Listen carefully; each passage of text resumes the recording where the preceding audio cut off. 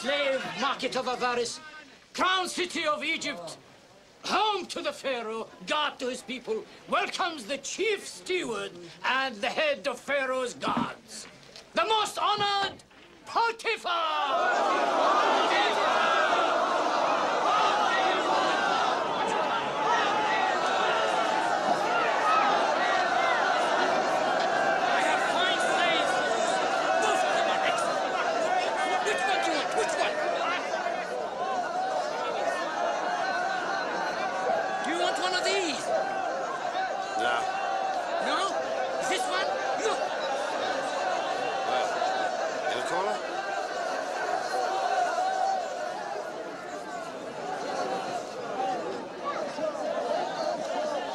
This one.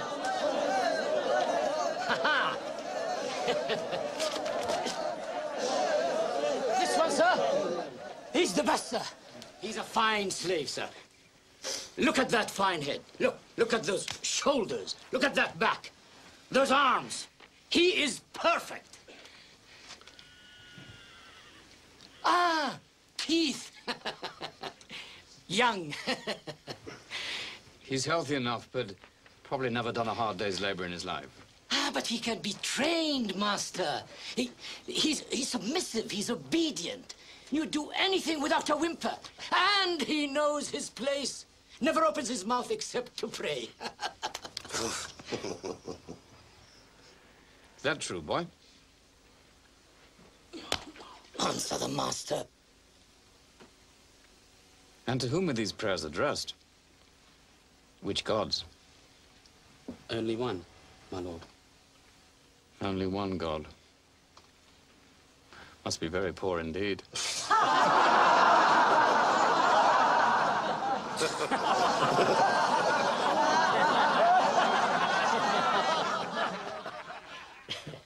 Well, boy. My one god provides all my needs, my lord. Well, he hasn't done very well for you now, has he?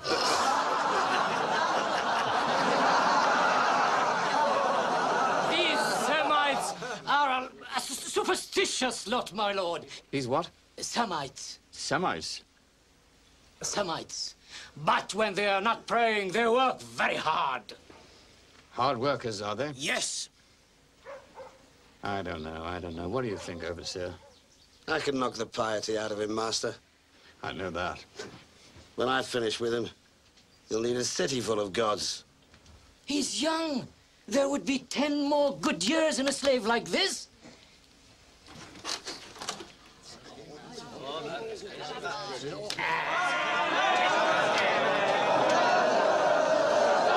Stupid! We could have made a fortune. You destroyed the deal. Oh, my lord! Come and have a closer look, my lord.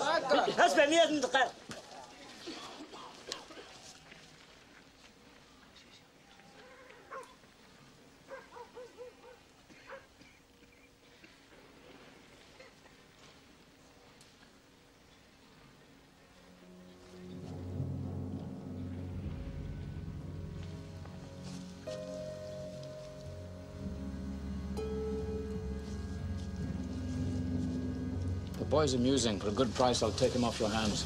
He wants it! Did you hear that? He wants it!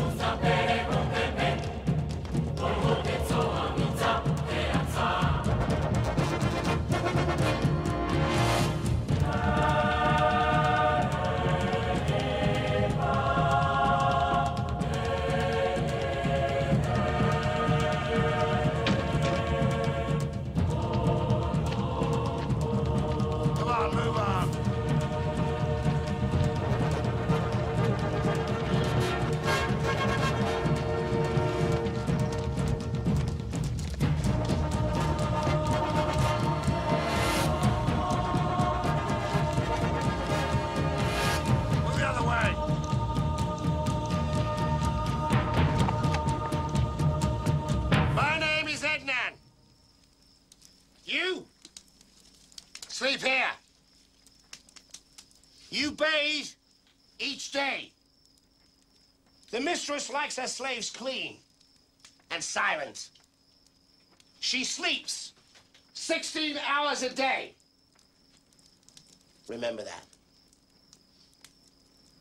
Before work each day, we give praise to Amun, Father of all gods. And praise is how you begin your life here. Praise to the all-powerful Amun! Praise to the all-powerful Amun! Praise to the all-powerful Amun! Praise to the all-powerful Amun! I thought you were pious, boy. Are you too good to praise our God? No, Master, not too good. Then what? I've only ever prayed to the God of my fathers. Well, you won't find him in Egypt. Don't you think you could use Amun's good graces? I need workers, boy. Not holy men. I just have to teach you to learn respect for my gods. Huh?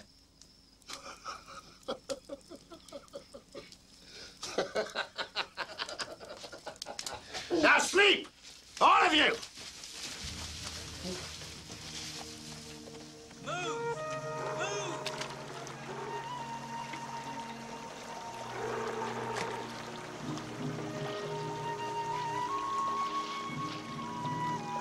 Don't muddy the water. Down with thee.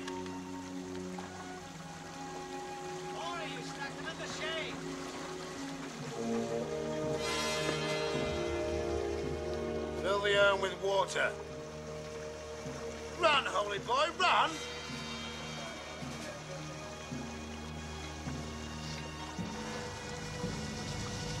I said run!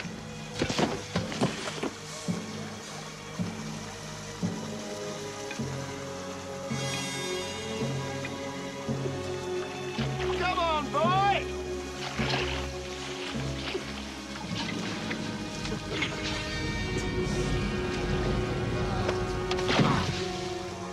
Where's your God now? Doesn't seem very powerful to me. Are you ready to praise Amun yet? Huh?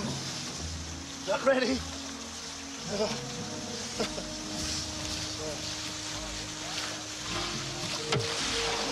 You spill the water! Refill the urn. Now.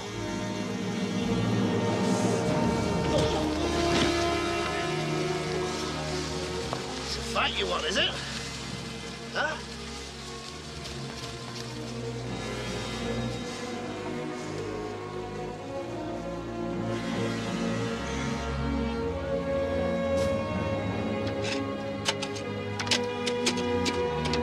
Come on, put your backs into it.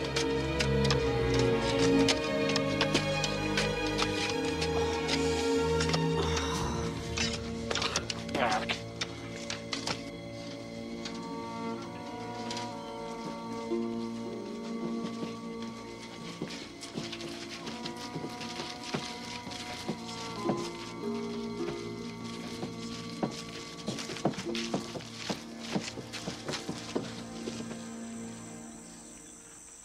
I gave you very definite instructions.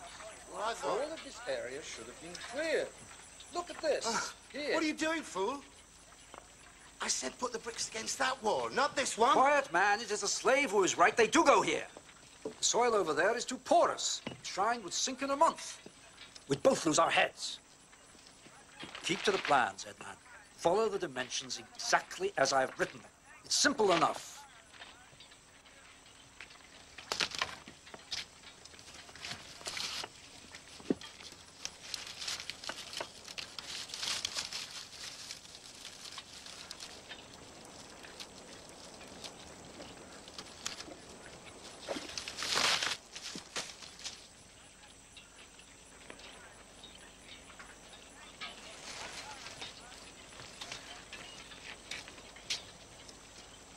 Huh? It's no good to me. I can't read, idiot. I can. A slave who could read.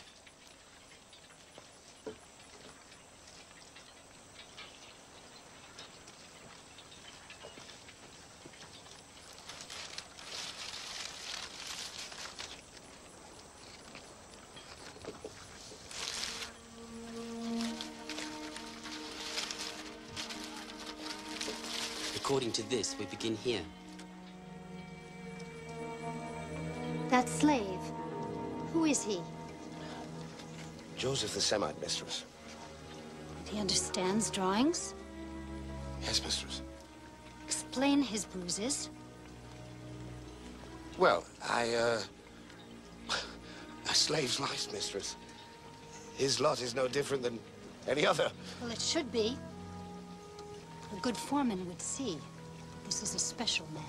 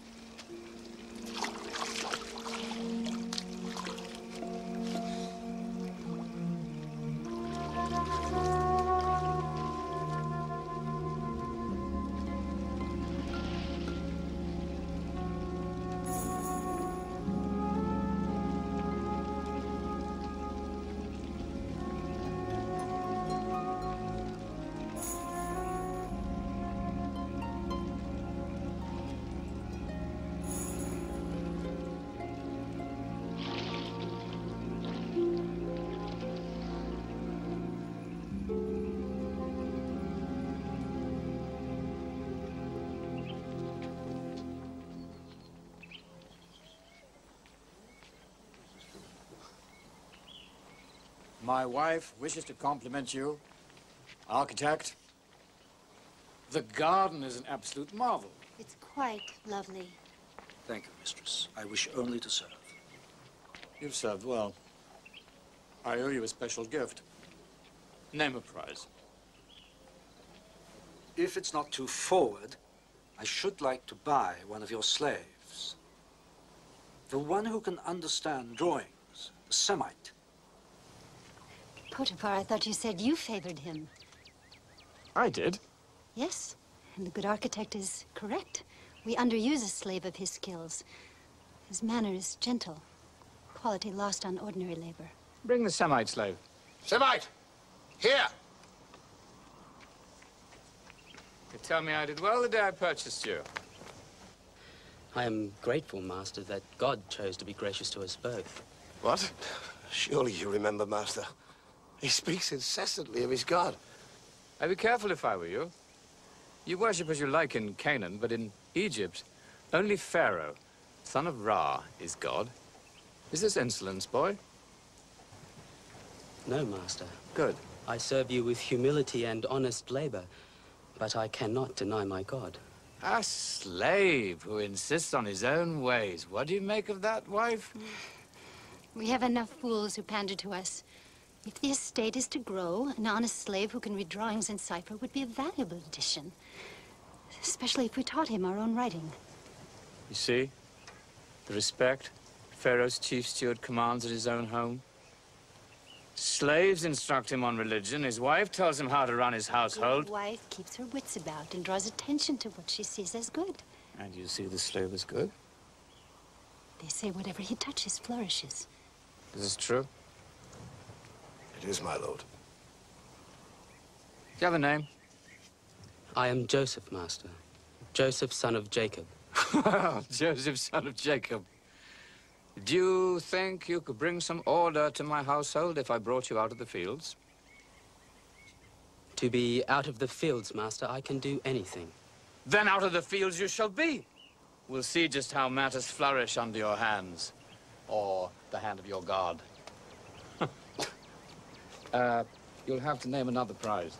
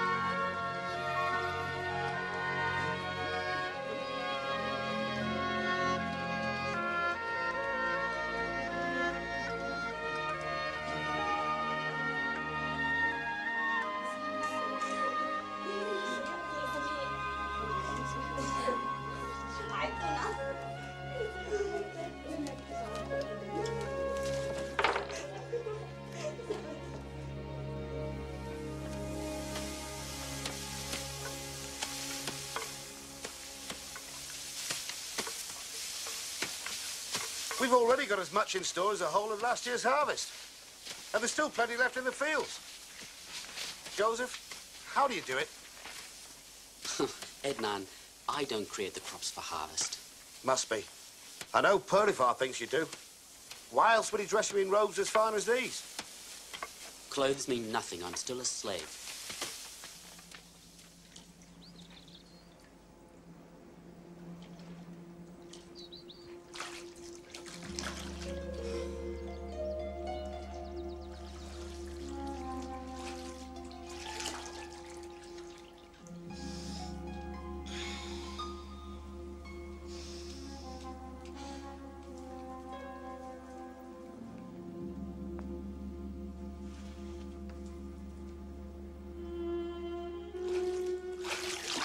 Mistress, please, you should not be here.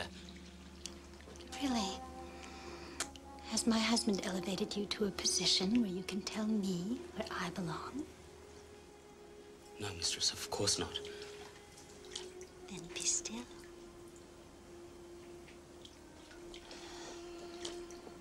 You have some dust on your shoulder. Here, let me splash it off for you. Come on.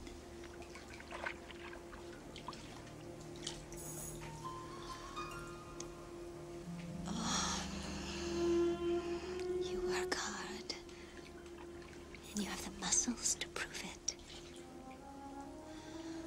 I'm told the barley harvest is even bigger than last season's. Yes, mistress. Joseph the Golden. My husband is convinced that your God is behind all of his success. That you are the key to everything he's ever hoped for. My God provides for me. Would he grant my wishes if I were your friend? Please, mistress, I am only flesh and blood, and you press the limits of my strength. You dare restrain me? If my master knew why, he would understand. Really? Was it my fault you lured me here to take advantage of me? He knows me better than that. It's my word against that of a slave. Hmm?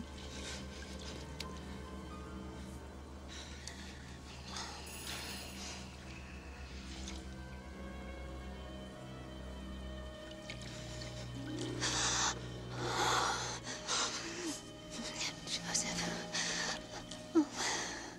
come. Lie with me. Impossible. Potiphar has entrusted me with all that is his. The only thing I cannot touch is you. How could I betray your husband's trust and sin against God?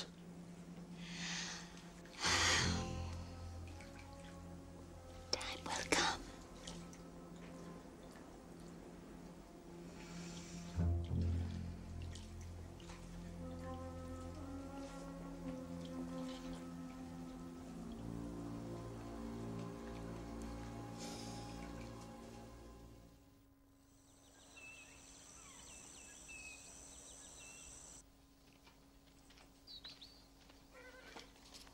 Joseph. Mistress, Joseph. I thought we understood each other. Oh, I understood you. But I think you misjudged me. So, I've decided to give you a second chance. Stop!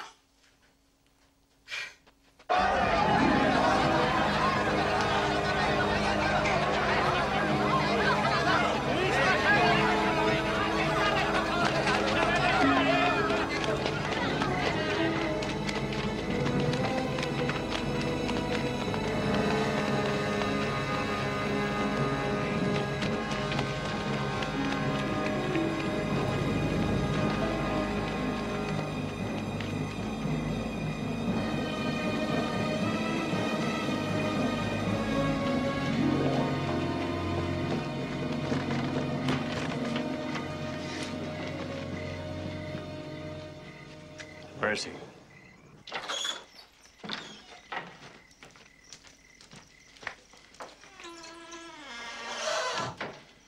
What my wife's maidservant ran to tell me, is it true? Would you have me call your own wife a liar, Master?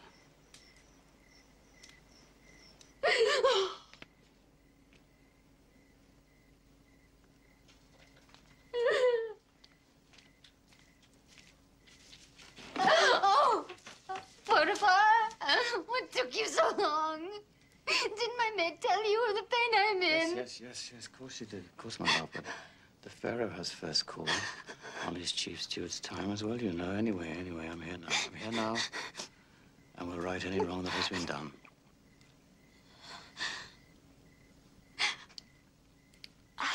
I was alone.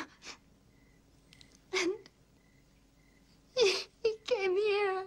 He came to my chamber. On what excuse? That's exactly what I said. He just laughed at me. He said he needed no excuse, that he was your chief steward, and that I had to do what he said, or it would be the worse for me. He grabbed my arms. He forced himself upon me. I screamed and I pushed him away. And I scratched wildly at him. You scratched him? Yes, with the power of the goddess Bastet with me. I drove him out. I see.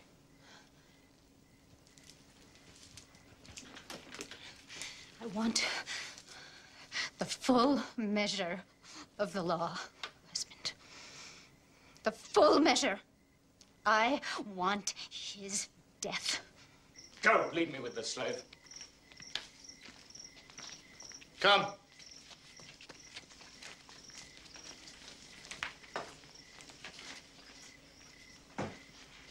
I thought I could trust you. But you can, Master.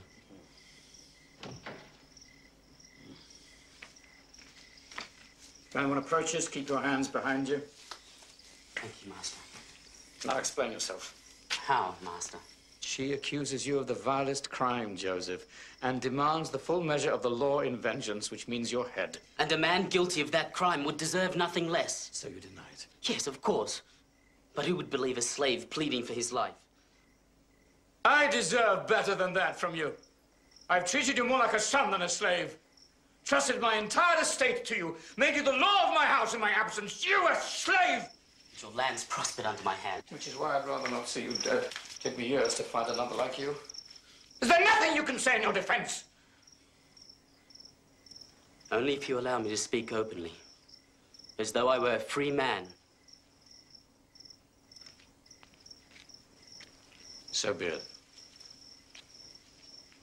But on this occasion only, and no one must ever know I allowed you such a liberty. You know you can trust me. I would never betray you, not after all the goodness you've shown me. Wouldn't you call forcing yourself on my wife a betrayal? Of course I would. And I repeat, I would never betray you.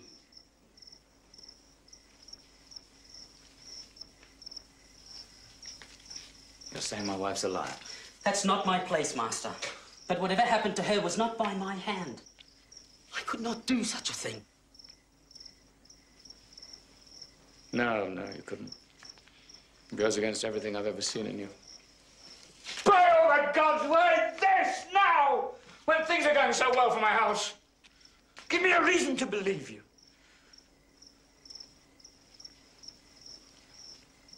When the blood runs hot, a man forgets his acts have consequences. I have seen the evil that comes from rape. It is hateful to me, and an abomination in the eyes of God.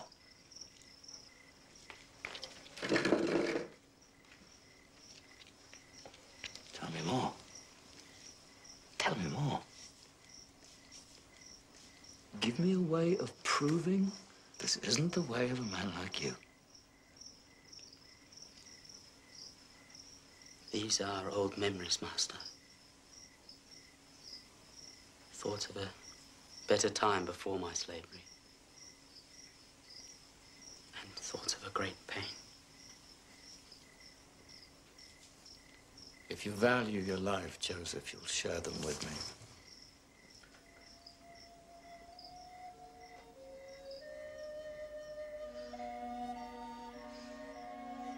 I was only a child. And a happy one in so many ways.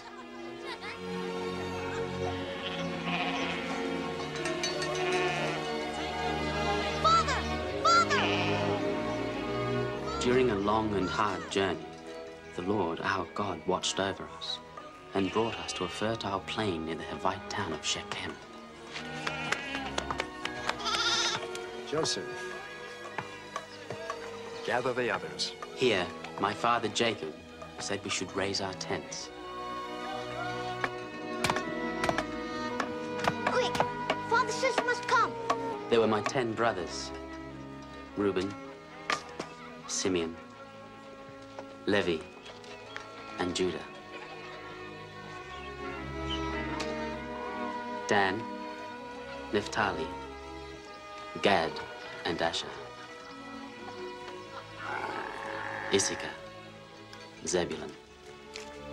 It's time! It's time! It's time! And they were his wives, Leah, who bore my father's first sons, Rachel, my mother, the one my father loved most, and the handmaids, Zilpah and Bilhah, and my sister Dinah.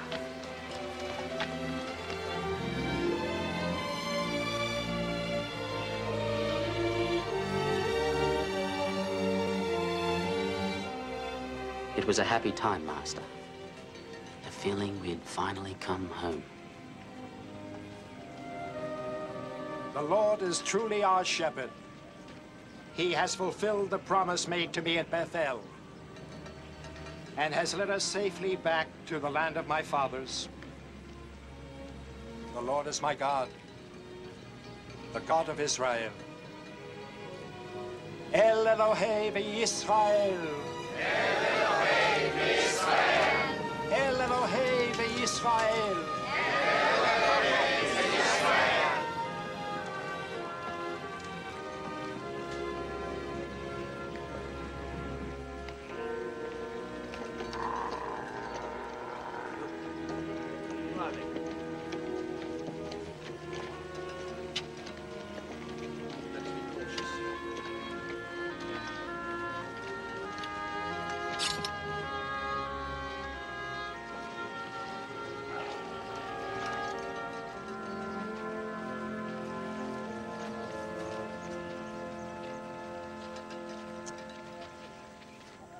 I am Hamor, king of Shechem, which lies behind those walls. This is Bera, my council, and this is my son, also named Shechem. So there be no doubt as to what the future holds for our city. I am Jacob, also called Israel, and these are my people. We come in peace in search of a land our God promised would be home for us. I see. And which God is that? We have only one. Just one? You must be a people very short on feasts. Our Lord provides. Indeed he does. Indeed he does. It was to him you dedicated the sacrifice? But where's the idol? I'd like to see a single God who could provide for you as well as this one appears to have done. We keep no graven images. Even so, we know he is always with us. You'll find we're friendly people. And if you also come in peace, we welcome you to camp near our city to find the home your single God promised. We come only in peace. And of course, we intend to pay full measure for the land and the use of the spray. Just name the price. 1/10 of your grain and of your flocks, and 1/3 of the animal's increase for 5 years.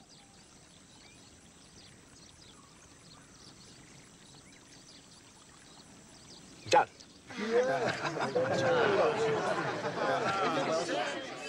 And I thank you for your kindness. We shall be worthy neighbors. Neighbors, yes. Strangers, no. In a week, we honor the goddess Astarte, with a marriage followed by a grand feast. You must join us. But we're so many. Then, at least some representatives. Your sons. Perhaps the young girl here. Your invitation is kind. Count upon some of us being among your number.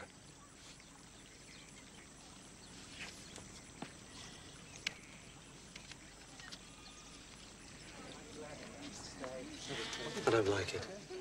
They're fat townspeople. I say we keep our distance, and if they give us trouble... Always the sword, Simeon. Is the hard way the only way you know?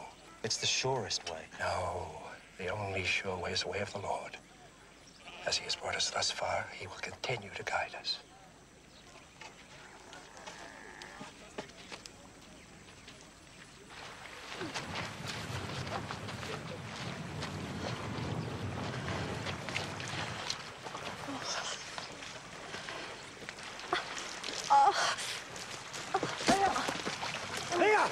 Silver, quick! It's nothing. It's nothing. This new child of yours just keeps telling me that he's almost ready. Are you all right? Yes, it's nothing. Go. Go. Go. It's all right. Go. You must take better care of yourself. There's no need for you to be doing this heavy work. No, it's better that I work here with the others. There's enough anger boiling under the surface as it is. Under the surface is where it will stay.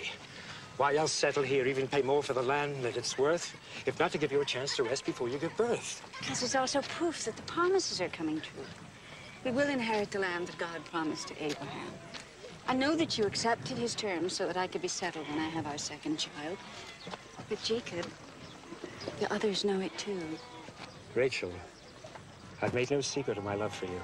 I never have. You're first in my eye and my heart. Second, Jacob, second. Joseph comes first with you.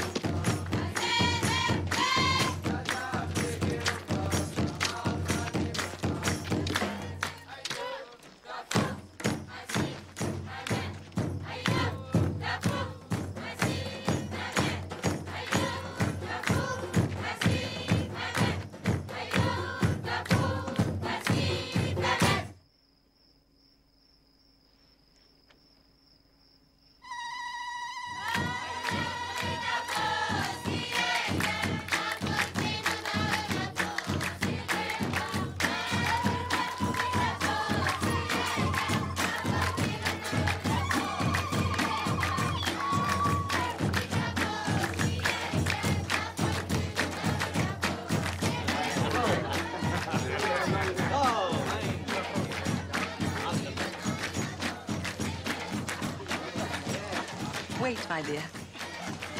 You're Jacob's daughter, aren't you? Yes, I am.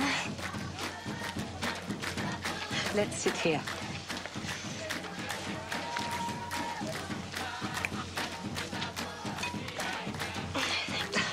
Now enjoy yourself. This is a feast.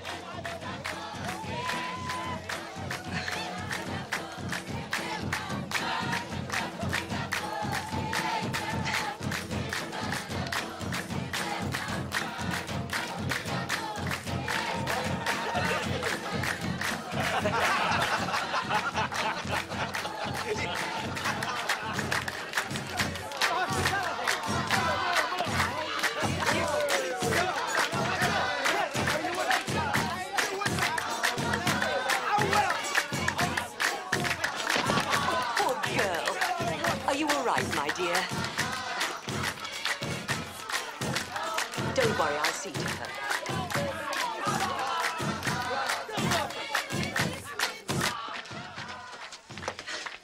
You need a quiet moment to gather yourself together. You'll be fine. I'll take you to a cool room for a rest.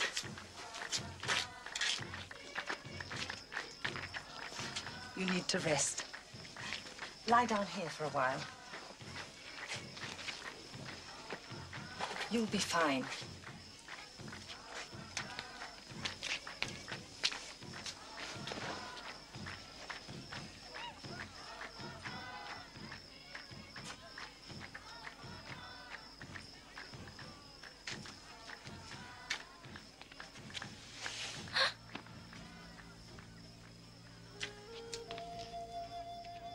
Don't be frightened. It's only me. Yes. I mean, I'm not frightened. You're perfectly safe. Nobody as beautiful as you could ever really be in danger.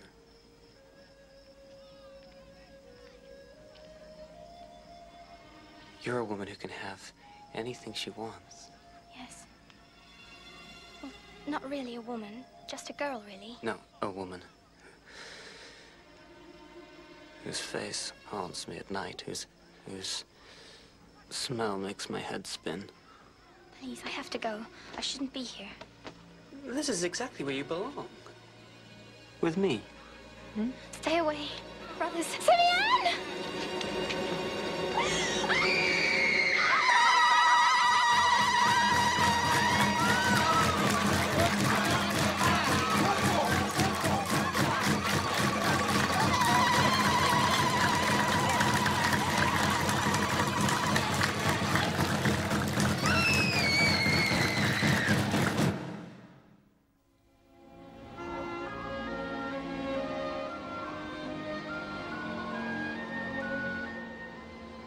There's no excuse for what my son did to your daughter. To all of you. Other than that he was drunk with love. Right! The crime! Shames us. Violates all laws and traditions. No love can come from violence! I gave you my trust. My friendship. Please, Jacob, listen. I'm asking for your daughter. I ask for her in marriage to my son.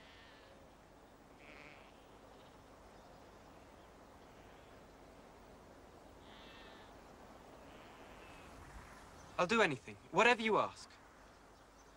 But I beg you, let me marry Dina. Your people and mine can be one, Jacob. We will take your daughters as wives, and you will take ours. Then you'll be strangers here no more. That you seek a peace that can wash away the stain of violence is good. And appreciated. But our traditions and beliefs demand that we can only marry those who worship our God. And our God alone. He's a good God, your God. We see his presence among you, see how you prosper. We watched your sacrifice to him. We respect your beliefs. And we can learn to worship as you do. And you can embrace all our rituals?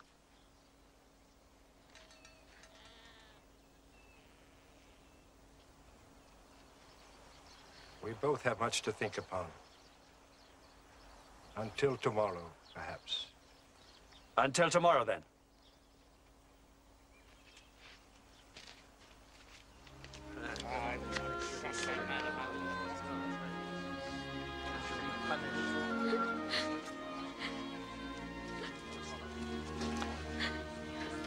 Be strong.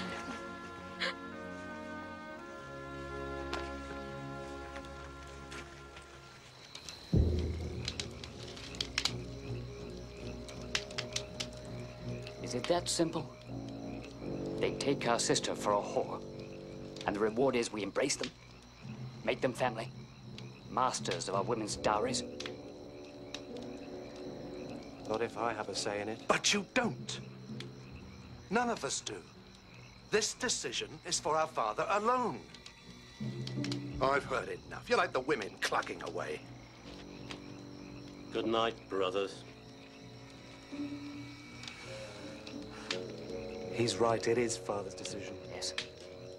But what happens after that is something else altogether. Go on. Accepting our rituals means all their males must be circumcised. And if they are... They'll be sick. Weak. At our mercy. Get to the pastures. Spread the word. We'll need every man. 3 days is what it takes for the fever and the weakness. By the 4th morning, it'll have passed. Along with our one chance. Yes.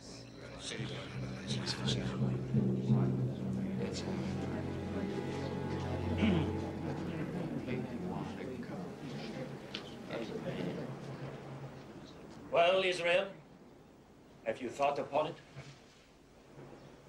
I have. And I see great wisdom in your offer. But have you considered what you must do to marry amongst us? Circumcision is a harsh demand to make of grown men, Jacob. But absolutely necessary. It is a sign we bear on our flesh of our covenant with our Lord, a proof that we embrace his commandments. Only then can we be allowed to be united through marriage.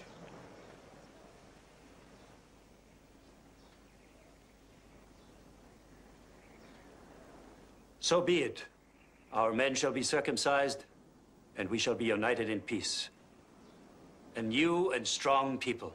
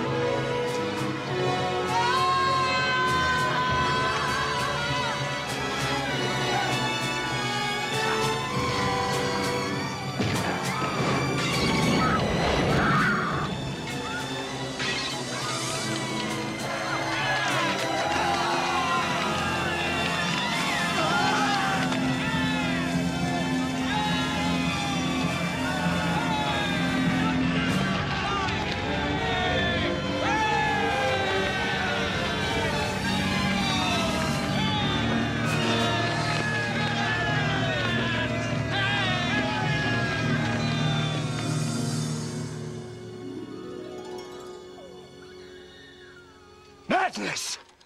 Insanity! How in your hearts could you have done such a thing? Ruthless, merciless. Is this the good way, the right way? You have brought ruin upon us. Someone had to defend Dina. She can't be treated as a whore. She was to be treated like a bride. You have broken the peace and used our traditions for vengeance. Now Shechem's neighbors will join forces against us. We're so few in number.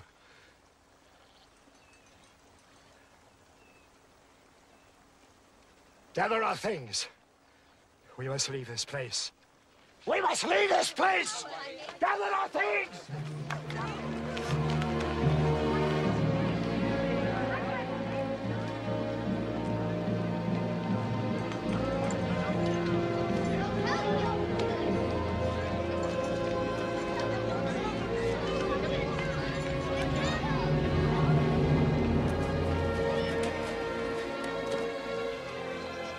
And so we were forced to leave the land that held so much promise. We went up to Bethel, where my father had once erected a monument to God. And again, God spoke to him. As my father told me, the Lord said, "Be fertile and increase. A nation, an assembly of nations shall descend from you. Kings shall issue from your loins. The land I gave Abraham and Isaac I now give to you. And to your offspring to come I will give this land."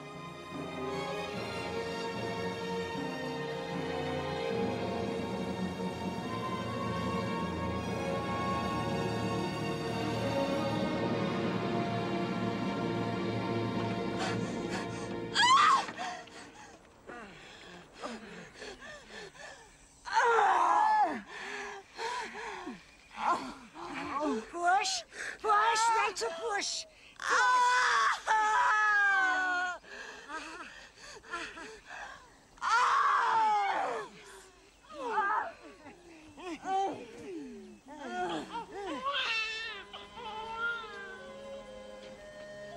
You have another son.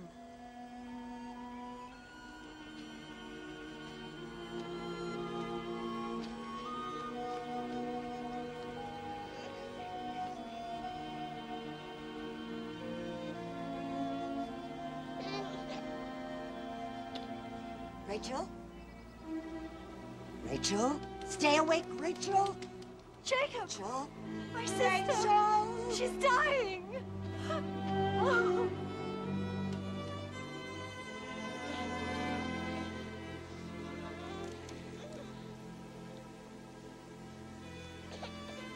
Call him Ben-Oni, child of pain. No, not Benoni. Benjamin, child of happiness.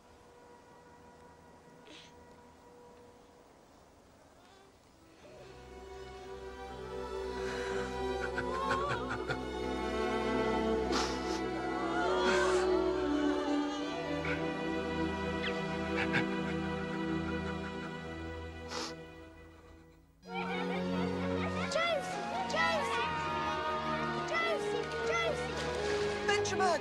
Benjamin! Benjamin! Josie! Benjamin! Oh! Oh!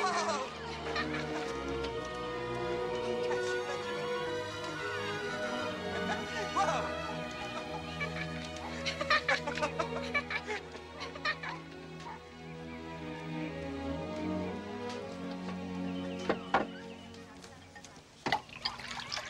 Hila. Hila, spend a moment with me. But I have things to tell you. Important things. Perhaps tomorrow. You know this is my last night. When Jacob returns, I must go out with the herds. No. So, this is my last chance to speak to you privately. That's impossible, Reuben. I belong to your father. For now, Bela. But I am the eldest. And all the concubines that belong to him now will belong to me sooner or later.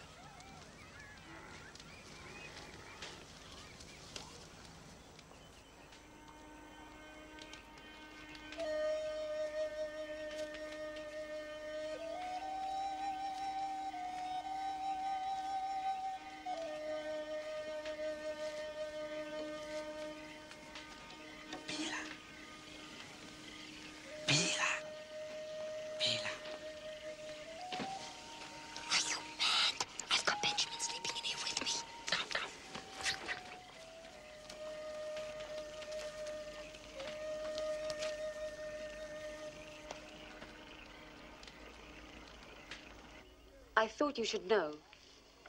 I should send them both away. Go! How could he do this to me? How dare he do this to me? Reuben seduces Bela, Rachel's maidservant who bore me children. Bela is like a mother to Benjamin. Your sons give me nothing but grief, forcing us to leave Shechem like thieves, forcing us to take Rachel on a trek that killed her. And now this! He was wrong. I know that. But once you speak to him... No more words! Things must change. Reuben is my firstborn. Your first son. No more words!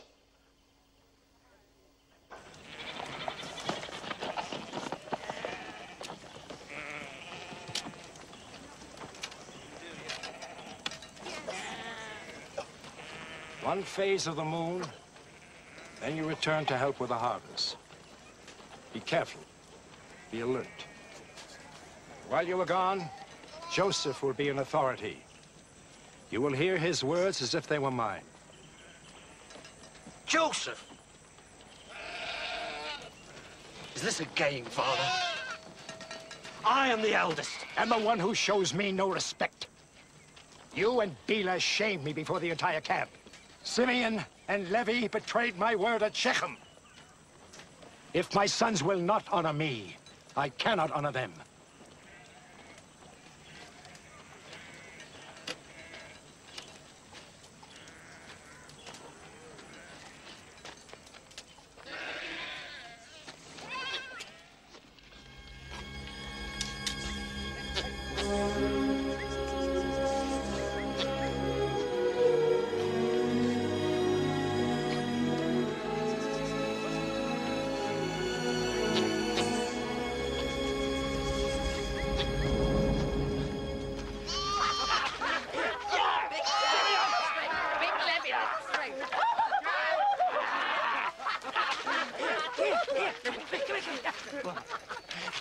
See what Joseph does. Make him eat it.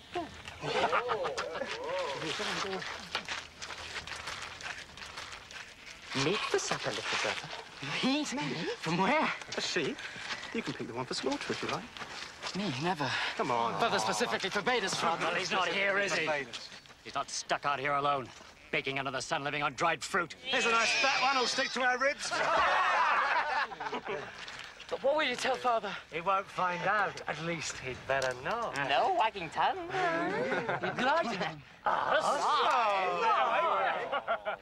Not our fault. The poor little lamb strays off and gets mauled by a mountain lion. Understand, little brother? What difference does it make? He's got more sheep than anyone else in Hebron. But Father, put me in charge of the sheep. And be quiet.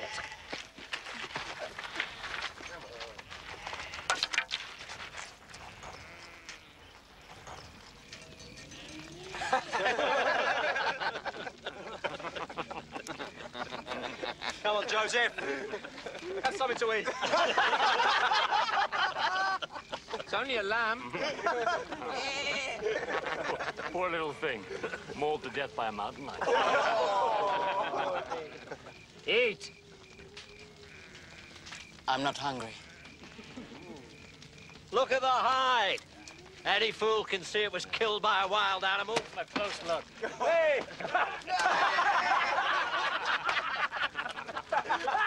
Any fool. Right? Brother? You take me for a fool? I've been a shepherd my entire life. I know the problems shepherds face. And I also know their tricks. Father, we... Silence! Now take it away! Get it out of my sight!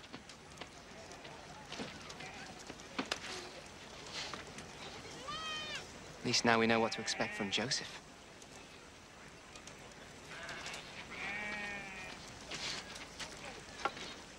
Betrayal. He's a spy.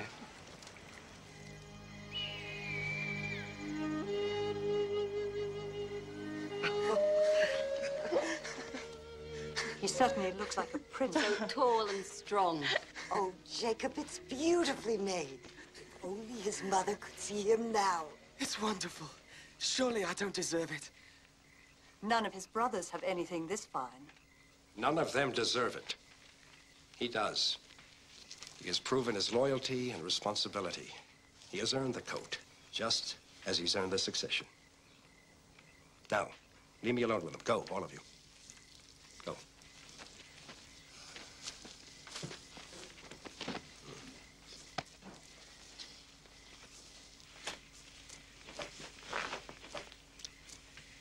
I'm honoring you, Joseph. Naming you my heir. Next in line as head of the tribe. You can count on all your sons, Father. Some more than others. Simeon, Levi, Reuben. I can never forget what they did. The coat is a mark that you will carry on the line.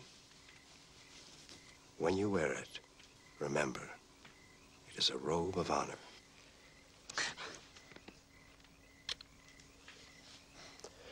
Now, get some sleep. We have a lot of work to do. The harvest starts tomorrow.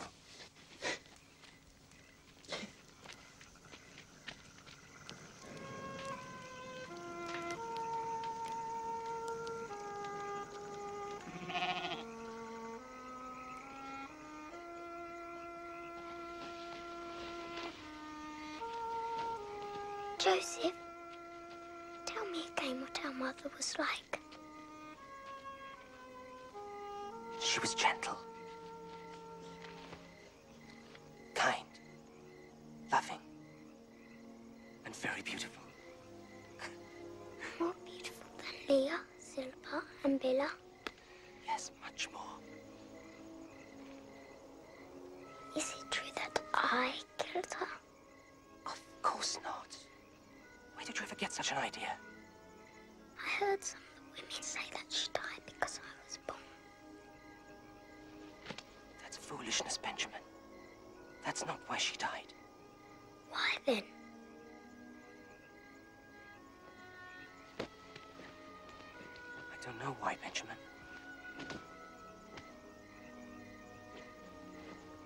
People are born, live, and die. Even the stars fall and die. And the sun sets every day just to be reborn the next morning. I wish I'd had known, Mother. I'd never have let her go. It's not that simple, little brother. Hush now. Go to sleep. Are you going to sleep in your new coat? Yes. I love it so much.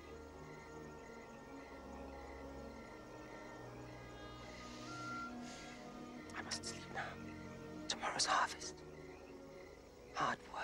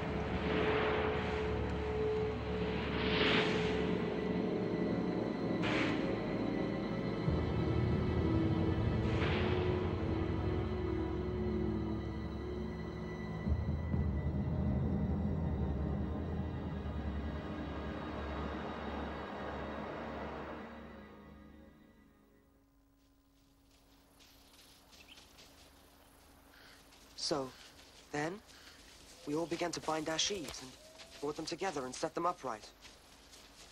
And as soon as they were on end... But don't stop now. What happened? Then, your sheaves all prostrated themselves. They bowed down before mine. That's it. Taking all I can. Boy's gone crazy because of Father's promises to him. He already thinks he's our master. I also had a dream. In mine, there were 12 piles of manure. The smallest one walked and talked and told tales. No, be serious. I've had enough of him. It's time we had this out. Tonight, after the day's work.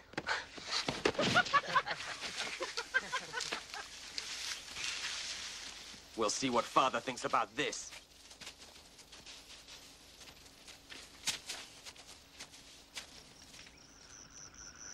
So we all began to bind our sheaves and brought them together and set them upright. And as soon as they were on end, their sheaves bowed down before mine. Do you hear that, Fan? He dreams of being our master. This has to be stopped. Now, that Simeon is as foolish a thing as I've ever heard. Should I order the boy to stop dreaming? Dreams have meanings. And when God intends for us to understand them, he'll make it all clear. Until such time, all we can do is listen. Joseph, you spoke of another dream. Yes, Father. Tell us. I'd better not, I think. If God gave you a dream, you must share it with us.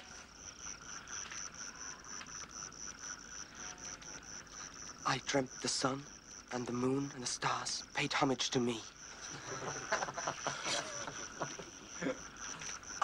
I don't know what that means. Am I the sun, perhaps? Surely not. Your mother, the moon, your 11 brothers, the stars. I mean, should we all bow down to you? Now you've listened to this madness, perhaps we can go back to the way things were, the way things ought to be. Yes, I'm sure you'd like that. But Joseph's dreams do not change what happened at Shechem, or with the lambs of the fields. Dreams do not change my decisions.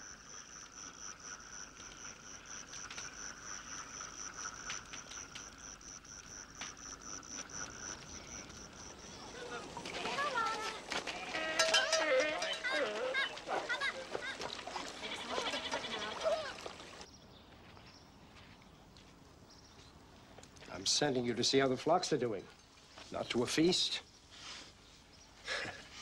Son, you're getting older, bigger. And where once your brothers might resent you, as you gain strength and position, they begin to feel very threatened by you. I want you to try and make peace with them. Yes, Father. That's also what I want. But sometimes the anger is... Time will ease that, if you're more careful of their feelings. Joseph, they're different than you are. They're all brought up together like a pack of lion cubs. You and Benjamin are the children of my old age. You were given more attention, perhaps, but your brothers see that as more love. We both must help try to make them see the truth. Understand? Yes, Father. Good. Then go safely and with a steady pace. You should find them within a 2 days' journey.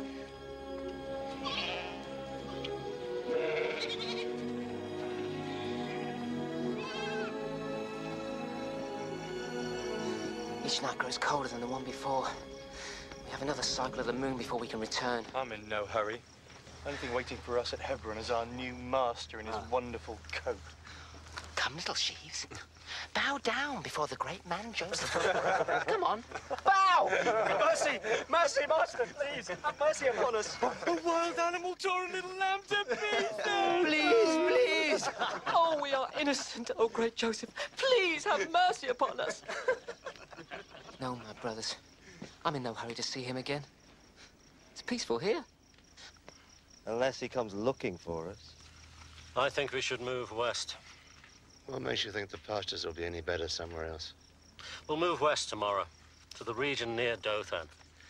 The grass will be fuller there. Listen to him give orders and predict what we'll find. Must have been a dream. Runs in the family.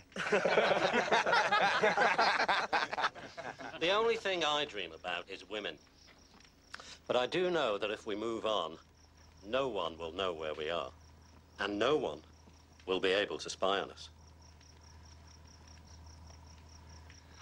I agree. Let anyone who wants to find us have to dream where we are.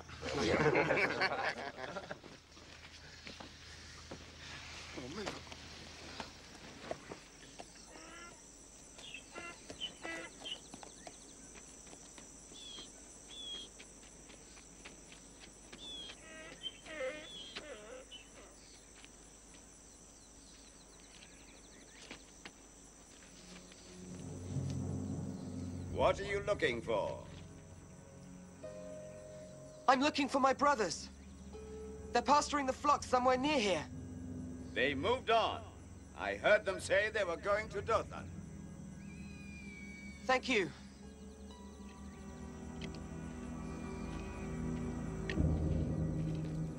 Are you sure they went west? Last night, I dreamt I was on one of those big ships that dock in Jaffa. I had 3 women. One had red hair, the other gold, the third... Your dreams don't count. You're not Joseph. I wonder. Father wasn't so pleased with his last dream. That's right. Yes. What if they are prophetic? All of us kneeling down to him.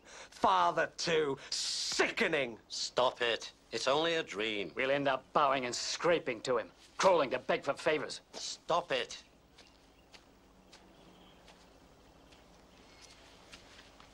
What is it? Here, brothers! Look, the dreamer himself. And in the coat.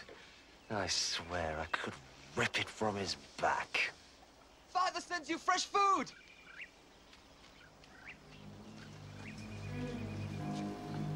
I say we kill him. What? I say we kill him. It's the only way to be done with him once and for all. Hold your tongue. Don't even think it. No. Simeon is right. To kill him? Never. If it's to teach him a lesson, then throw him in a pit. But you don't spill your brother's blood. Why not? It could happen. A long journey by himself. Thieves. Or a mountain lion. Wait. We tried this with the lamb. Father saw right through the lie. Imagine what he'd make of this. The fact that he caught us in the last lie would make this one all the more believable. Yes. He'd never expect us to lie a second time, especially about Joseph. Brothers! Well, this is the only chance you'll ever have to be done with him. That's right. To assume our rightful place once the old man's gone. Let's do it! You've lost your mind. You can't spill a brother's blood. Have you thought of the curse which will fall upon us if we do this? Stop it! Stop it now before it's too late! Stop what? Ignore him. Don't speak to boys who come to work in groom's clothing. We come in search of more tales to tell. Father wants a report, and he thinks I'm the one to do the job. He told me... Forget what he told you. You report on me, and it'll be the last thing you do. Simeon! I'll do as Father instructed. Simeon, stop it! I'll do as Father tells me. And your warning smells of too much water. Hold him back! Stop it!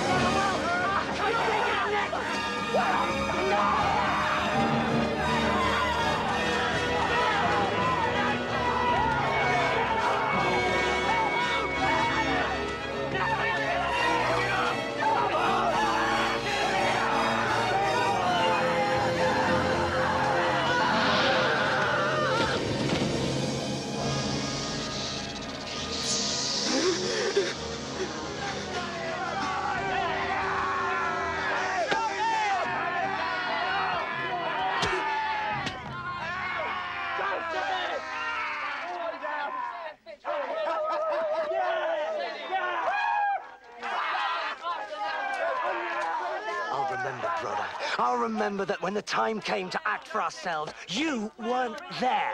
No, I wasn't. Perhaps I'm just not as big and brave as you are. Brother.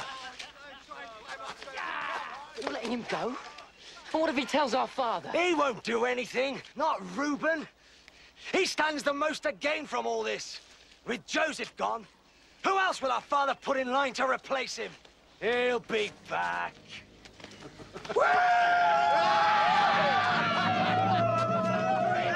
I'm Joseph! Hail to me!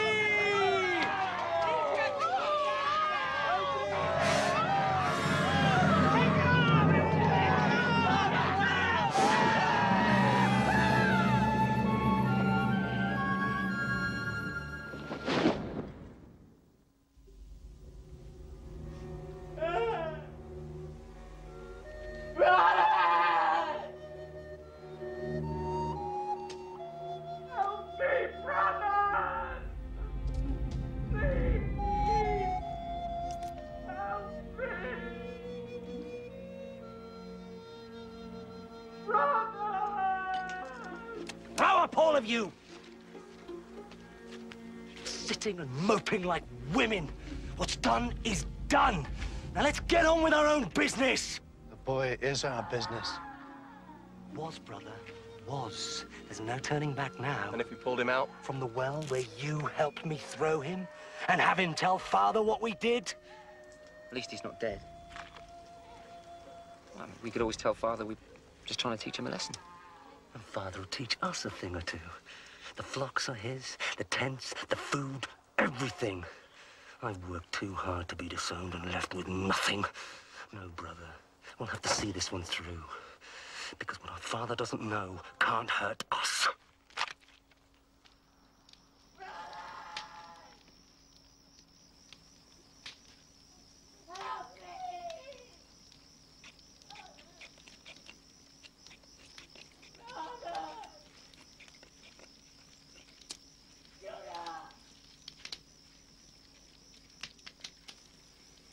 There's not much grazing left in these fields.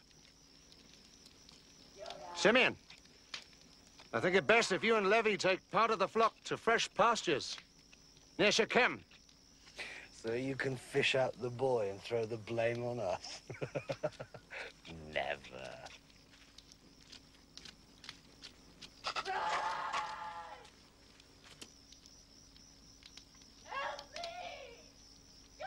Oh, do something, Simeon, before we all go insane! You should have killed him. Shut him up. You want to fight me, brother? If that's what it takes. But you're not going to kill him. And you're not going to fish him out? If that's the only way to avoid a brother's blood on my hands, then fish him out we will. To avoid spilling his blood, you'll have to shed mine. If you can. But I'm a reasonable man. I'll give you till dawn to come up with another suggestion.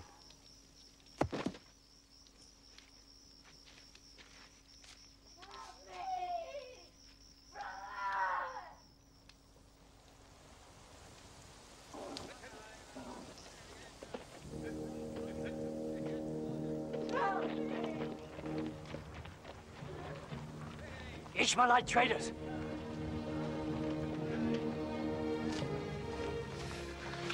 Now the boy must be killed before they hear his damned whining. No, no, no. They're the answer. Them? How? They can take you for a slave. Down to Egypt.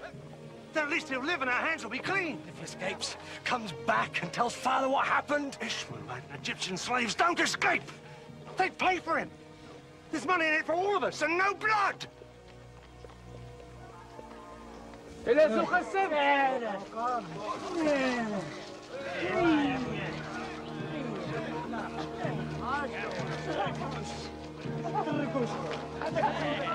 $20 shekels, not a piece more. In silver? Of course. Done.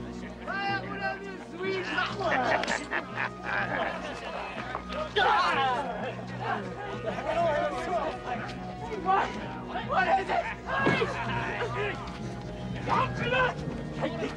Brothers! Help me! Please! Brothers! Brothers! Help me!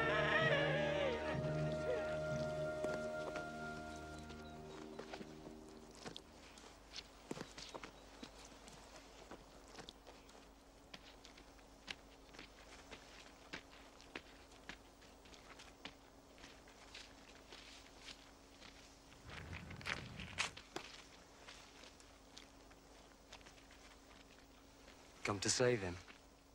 I won't have his blood on my hands. It's too late for that.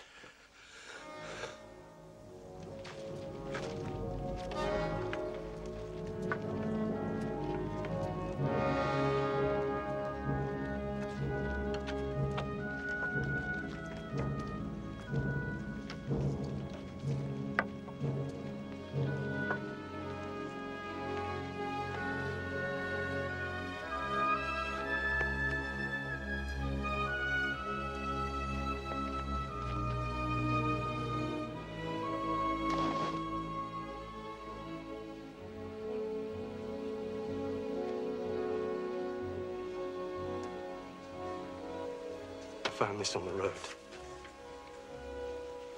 I must have gotten lost. Wild animal.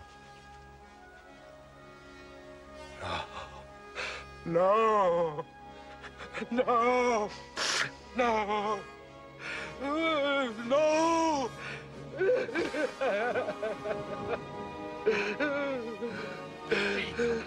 No!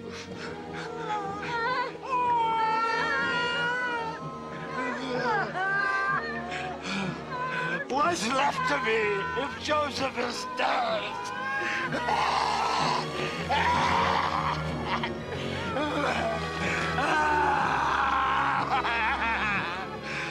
Joseph! Joseph!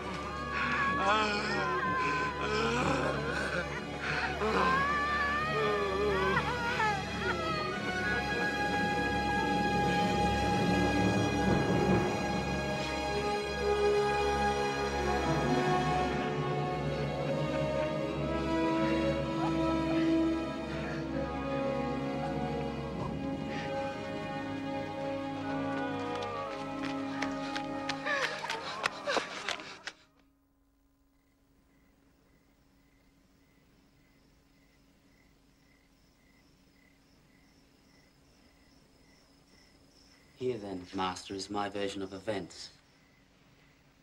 And may the Lord my God stand by me as I speak only truth, and desert me if I lie. If you lie, I will kill you. It was the last day of the harvest festival, the gratitude to the gods. I set about arranging the house, believing it to be empty.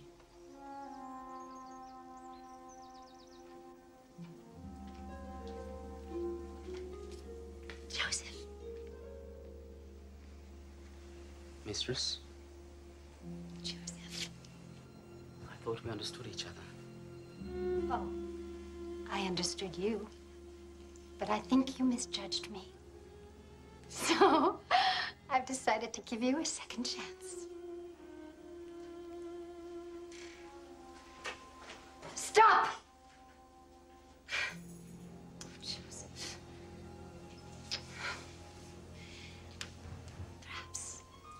Perhaps if we talked more, became close,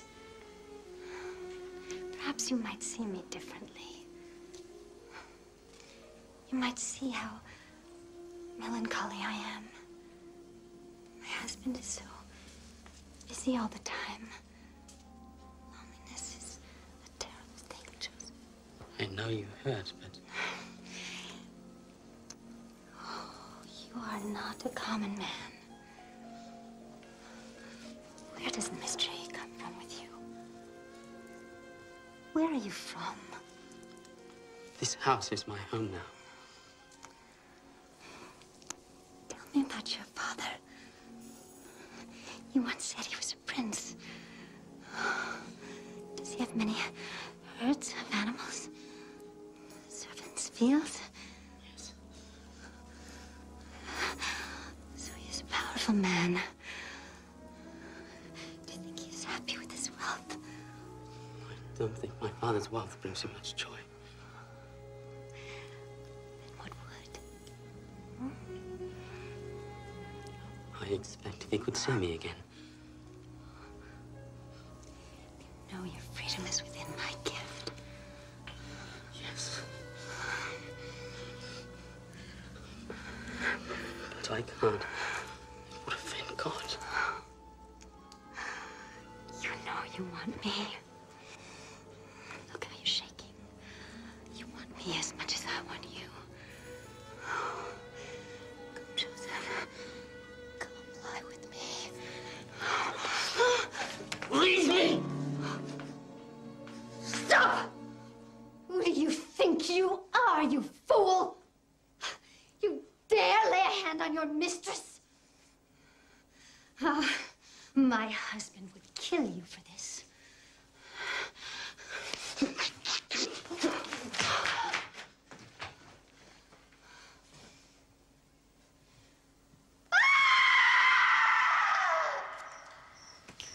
Is that all? As I swear before the Lord my God.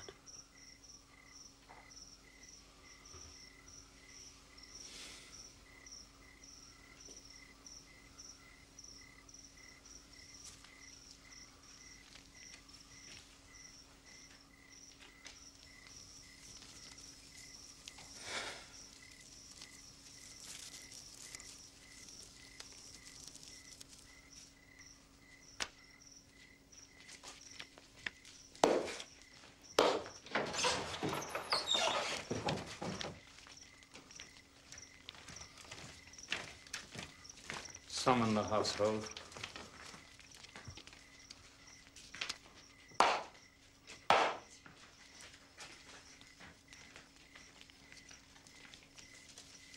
Good.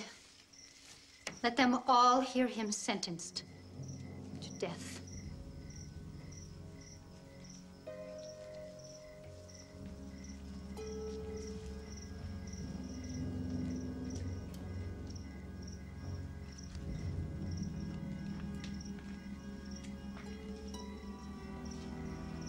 I have heard the reports and weighed them. The slave is guilty. Here then is my decision. As I say it, so it be written, so it be done. The slave is to be taken to the Pharaoh's prison and held there at my pleasure. The jailer is to report to me weekly on his treatment and his progress. Thus is this matter now closed.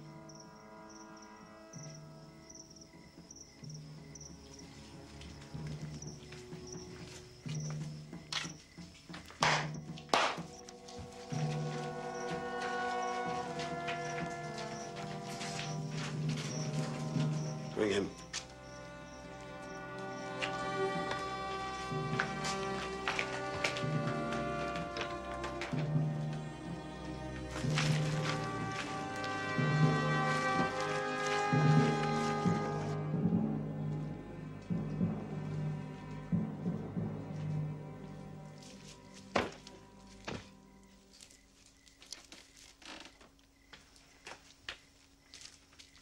You humiliated me. You sent him to prison at your pleasure? What about my honor? What honor? Dare you? I know you, wife. I know you. Don't understand. Whatever you believe of me, how can you let him live? How can you humiliate me like that? Because one humiliation deserves another.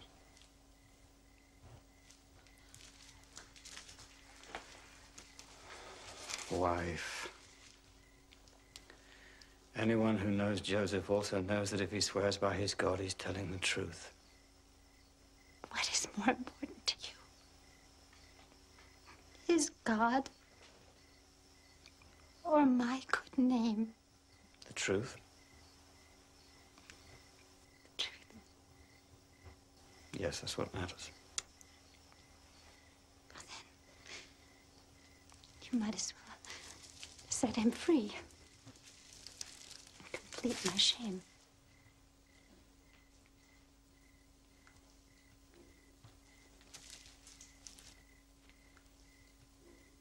Wherever he is,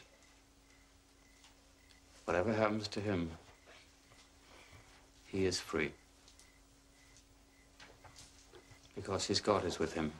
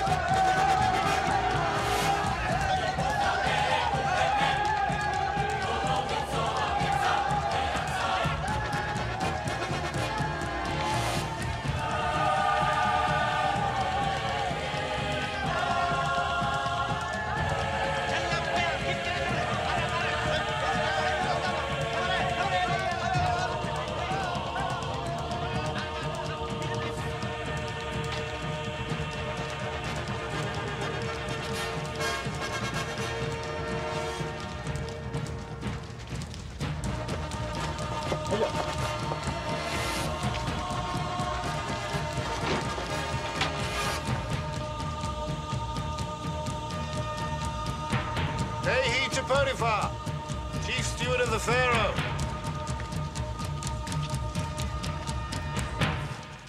Peace be with you, Master. Do you know about this? The warder said only to expect 2 new prisoners. The excellence of your work here is becoming common knowledge. They say that prisoners have never eaten better. The warder's never been richer. The Pharaoh has never had to spend less to keep his jails running. 10 times a day I'm asked how you do it. God blesses my work, Master. As I've seen for myself. And I know that one day he'll see me gone from this place. Well, he'll have to deal with the Pharaoh first. I'm not so sure they're on speaking terms. As you see, 2 very fine specimens. Fine garments, royal eye tattoos, and of station and breeding. Fat one is, well, was Pharaoh's baker. The scrawnier one is cupbearer. Important men. How did they end up here? Accused of theft. Of Pharaoh's bracelet of the sun. The mark of the true sun god. It's gone. Missing. And Pharaoh's seers and prognosticators say that one of these 2 is the culprit. Then their lives are over. Probably. But you never know what can happen. And in case they ever get out of this place and find themselves restored at court, it would serve you well to serve them well. You understand? Completely, Master. You do this well, Joseph. And you can give me a valuable ally when the time comes to plead your case with Pharaoh himself. May your God be with you.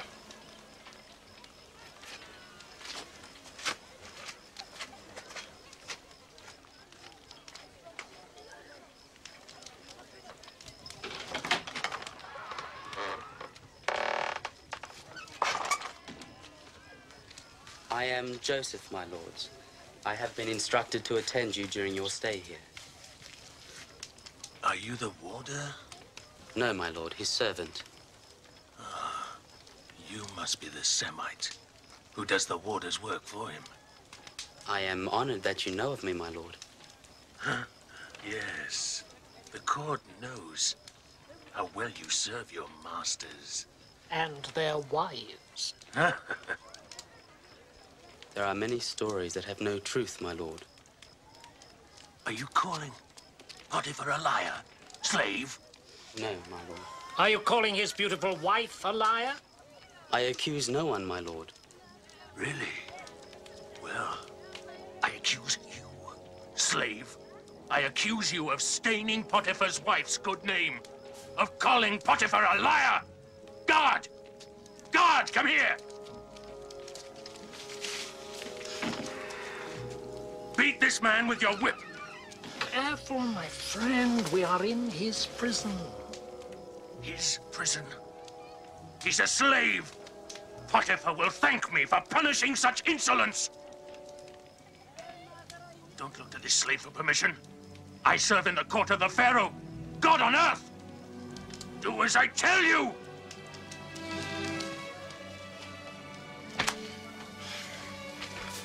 You will not slander the name of Potiphar. You will not slander the name of his wife.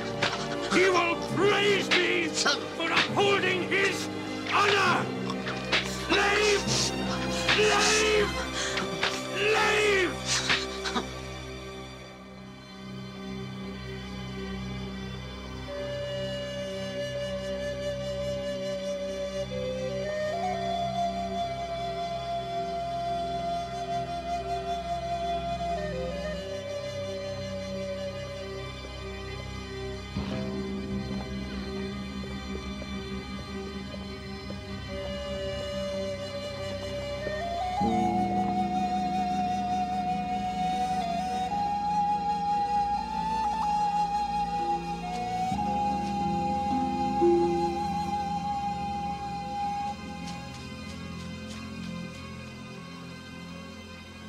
They say this season's market will be bigger than last. I hope so. It gets harder and harder to scratch out a living. True, Dad. You don't have the animals to prosper, you know that. You need good, rutting males, healthy she-goats, ewes. I won't return to my father's camp. I can't live with Jacob's sorrow. He still mourns the loss of Joseph, and the entire settlement is a pool of grief. As a widower, I've enough of my own.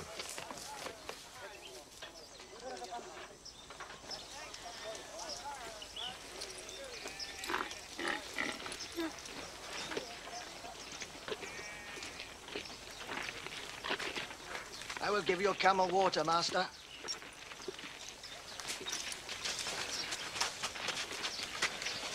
Now there's a sight. A whore. A Canaanite who hides her face. They're always bewitching. It's a strange custom, but it adds to the mystery. Traveler, lie with me and ease your mind. While lining your pockets. Who can put a price on a moment's escape from the troubles of the world? I have no money with me. My friend is a recent widower. And while he may not have money with him, he does own fine flocks, perfect animals, the softest fleece you've ever felt. Though I can't say what someone like you might have felt. I see no herds. They're at the market. I could bring you a sheep on the way back. Tomorrow. And until then? Only my word. Then you can leave me your staff and seal as a pledge. Tomorrow, when you bring the fleece, I'll return them.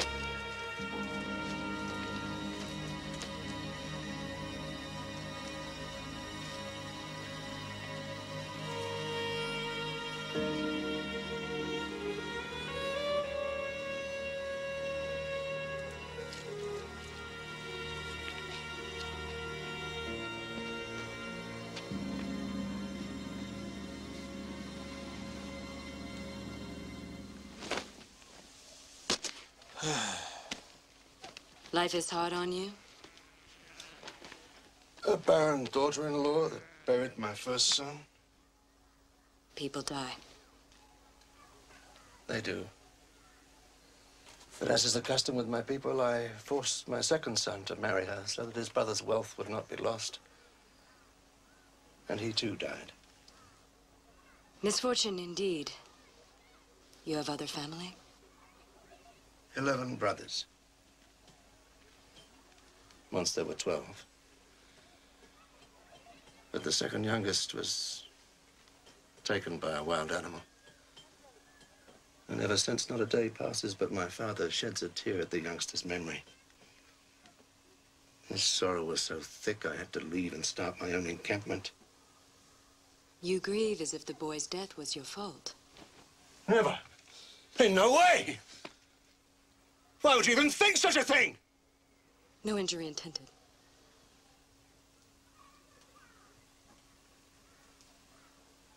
You're a very fine woman. Thank you. Until tomorrow, then. When I bring you your fleece and redeem my staff and seal.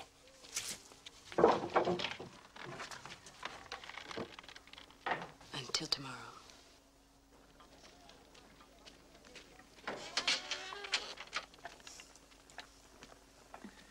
Pay homage to Potiphar, chief steward to... Peace be upon you, master. Call the door, Edna. The door. Come. The warder tells me your distinguished guests aren't sleeping very well. It seems their sleep's troubled by dreams. They're not alone. Strange dreams. Full of signs. As soon as I learned of this, I came myself. Because I know of your gift for reading the messages of the night. Hence a chance to redeem yourself by interpreting for them. You can't remain silent now that they know you have the special gift. How do they know? I'm due back at court. Pharaoh's men work night and day to retrieve the bracelet. They'll have it before long.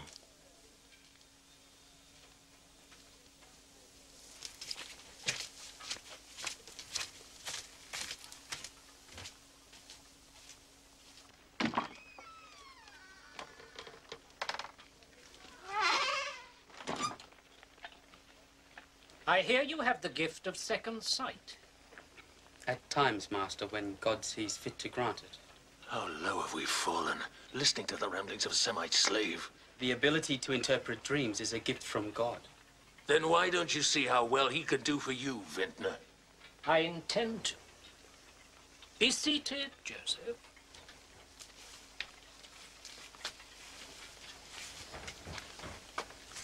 Here is my dream. I was in a vineyard in the countryside. There was a vine in front of me, and on the vine were 3 branches, one of which began to bud. Now, no sooner had it budded than it blossomed, and its clusters became rich grapes. I had Pharaoh's cup in my hand. I picked the grapes, and I squeezed them into Pharaoh's cup. And then I handed the cup to Pharaoh. Now, can you interpret? This is what it means. The 3 branches are 3 days. In another 3 days, the Pharaoh will lift up your head and restore you to your position. Then you will hand the Pharaoh his cup as you have always done. Rest easy, your days here are numbered. Can it be true? Now listen to me, slave. I, too, had a dream. There were 3 wicker trays on my head. In the top tray were all kinds of pastries for Pharaoh, such as a baker might make. But birds were eating them off the tray on my head. Give me its meaning. I am sorry. I cannot interpret that dream. You can. I know you can. You're hiding something from me. Tell me what it means. Very well.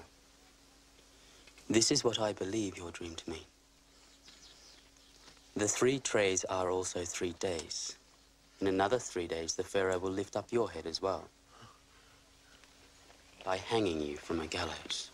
Then the birds will eat the flesh from your bones. No!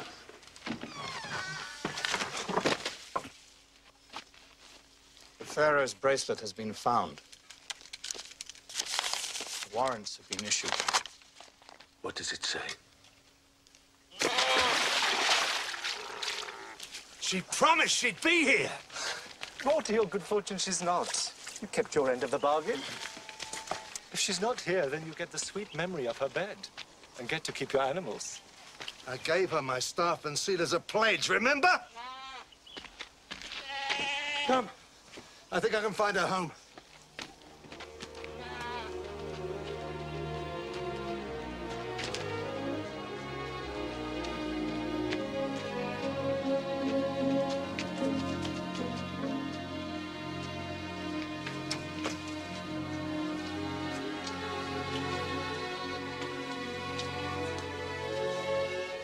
My punishment will never end.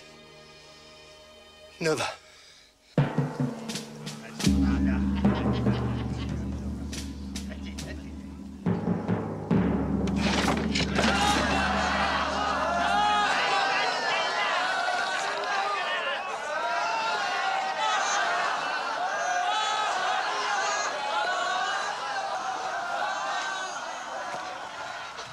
I am most grateful for your judgment in this matter. I always knew, even in the darkest days, that I could always... Yes. I for us, my master's stay here was made as easy as possible. Yes, yes. Considering the circumstances.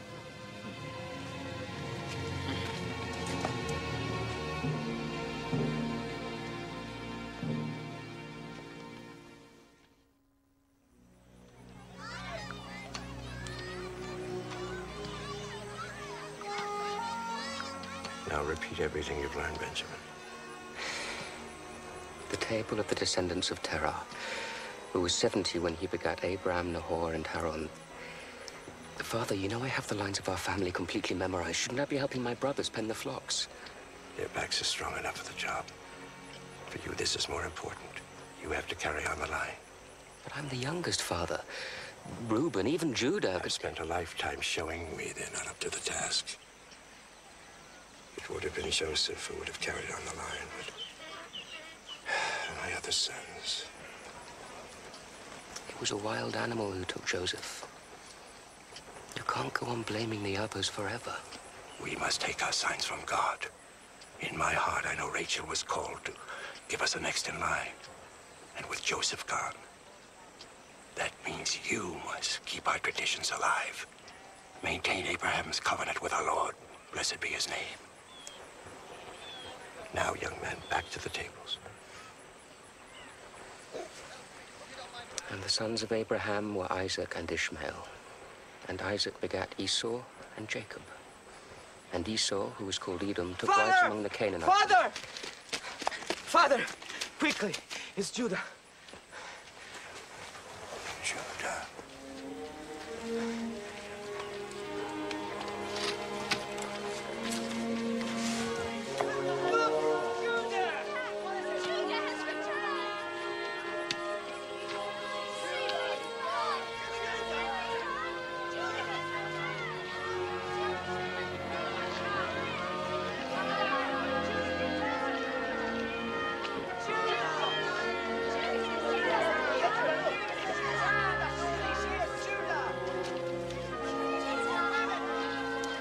Reuben.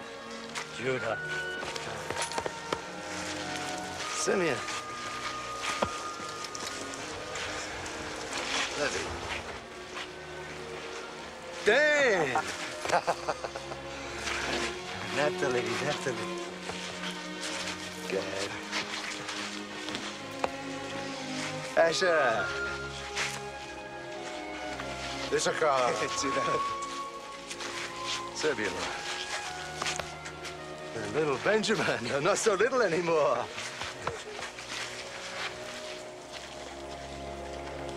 And my father Jacob.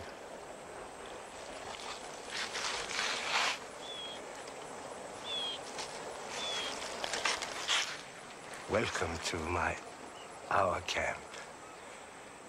To you and yours. I am surprised to see you. I couldn't stay away from you, Father. Especially now, when my clan faces a problem that needs a wiser head than mine. What sort of problem? Tamar, widow of 2 of my sons, and betrothed to Selah, my 3rd, is with child. And Selah is the father? No. And she refuses to say who she laid with. And no matter how hard we press her, she stays silent. Then, by custom, she must be banished. But by Canaanite way, when a woman lies with a man other than her betrothed, she must die. What should I have done, Father? I gave her my firstborn in marriage, and he died childless. So I insisted my 2nd son marry her as his duty to the family. Still, she remained barren. Then when he died... You promised your son Selah, as is our custom. But I kept delaying the marriage. The woman's cursed, Father. She buries husbands before there are sons to replace them. I lost 2 boys I loved. Should I have risked a 3rd? I know the pain of losing a child you love dearly. I know it well.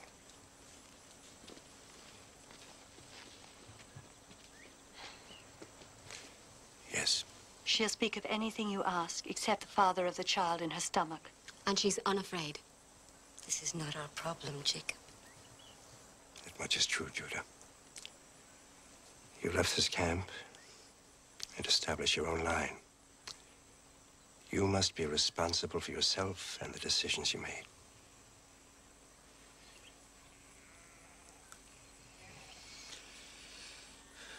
We'll take her back to our camp. There, by Canaanite custom, she must die.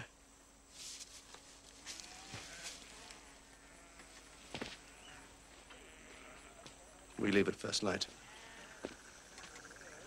Fine looking plot. Well, there's rumors of some outbreak of fever among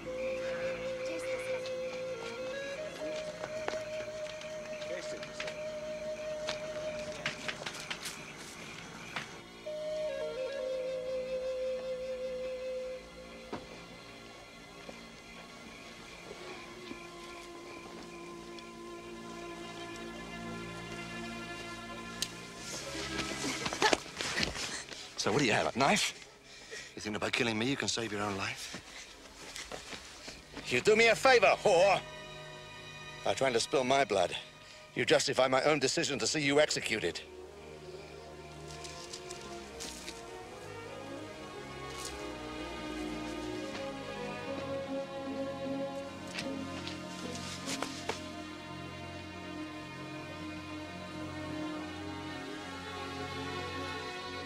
You? I only did it because I wanted a child. This child that is rightfully mine. A son to continue the name of my husband, heir. Your own son and firstborn. But you didn't sell it to me when he came of age as you should have done. You're a very courageous girl, Tamar. But not brave enough to face death. That won't happen. I have enough to answer for. The crime of taking your life for something I have done is more than I can bear. You were right and I was wrong. I should have given you to Sulla. The only sin there is belongs to me. You will live to have your child and raise him as a mother should. Living in your own tent with respect and love.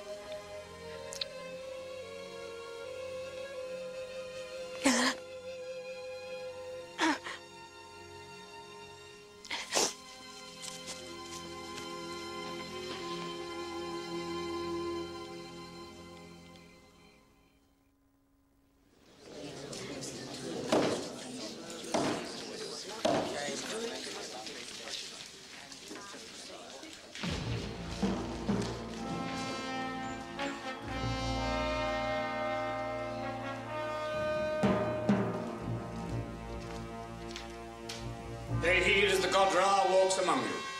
Pay heed to the Pharaoh, son of the heavens, Ra incarnate.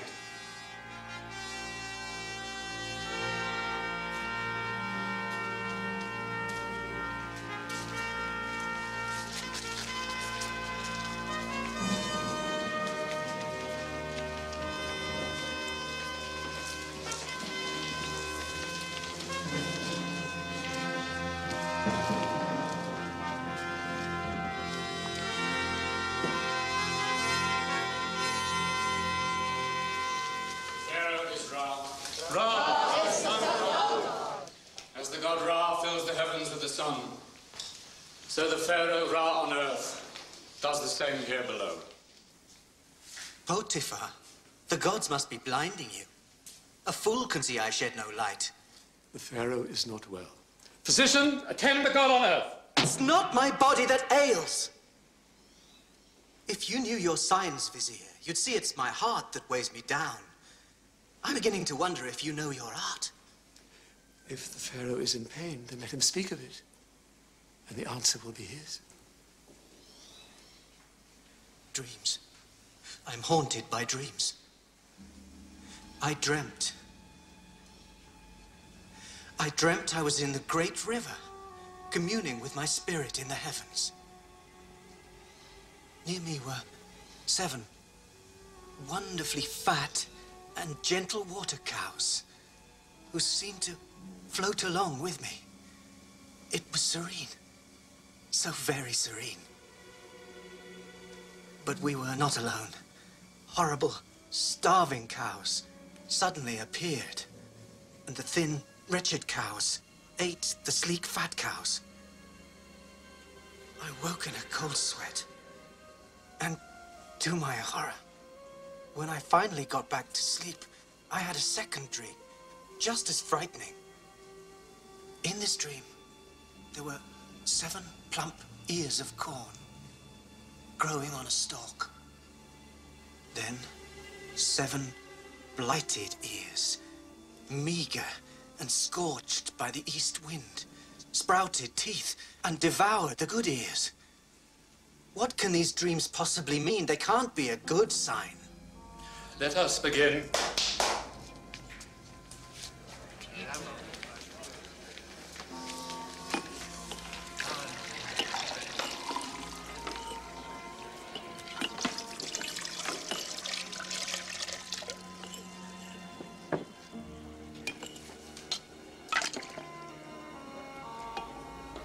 A cup of wine.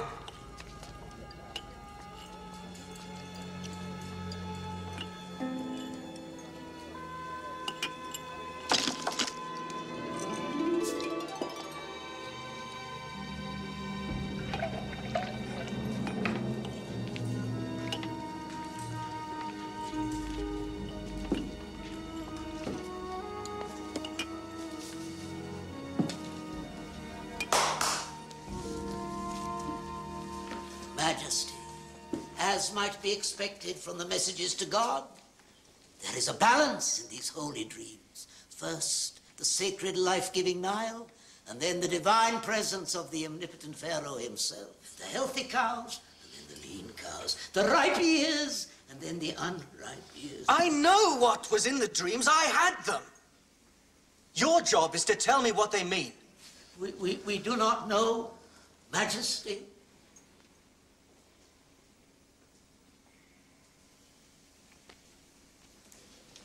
How can you remain silent when you know there is a man who can ease your Pharaoh's mind? I dare not, Master.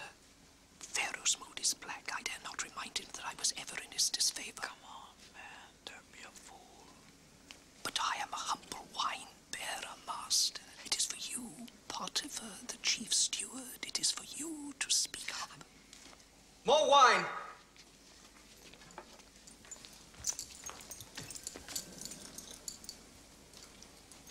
May I speak with you, Pharaoh?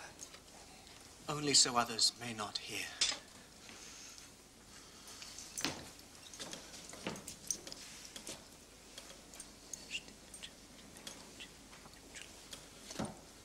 You have the dreams of your Pharaoh interpreted by an alien slave? Sire, the Semite slave interpreted both this man's dreams and that of the baker.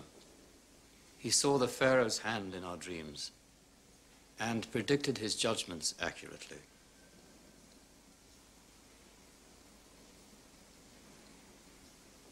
Well, this slave of yours, how is he called? Joseph, sire? Bring me Joseph, the Semite from the dungeon, and tell him nothing about my dreams.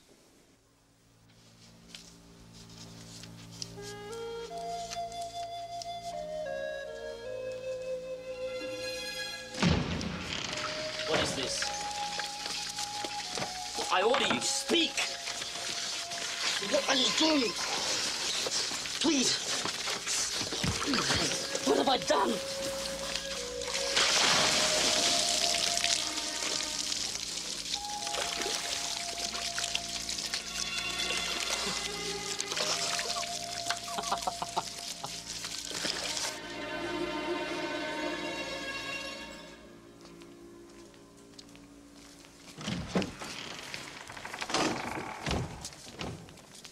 Lie prostrate, quick.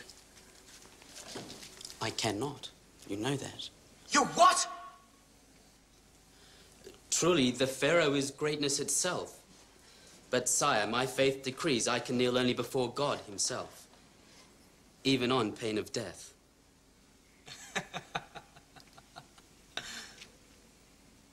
come forward. Take heed, magicians. Whatever else, I know this man won't lie to me to save his life.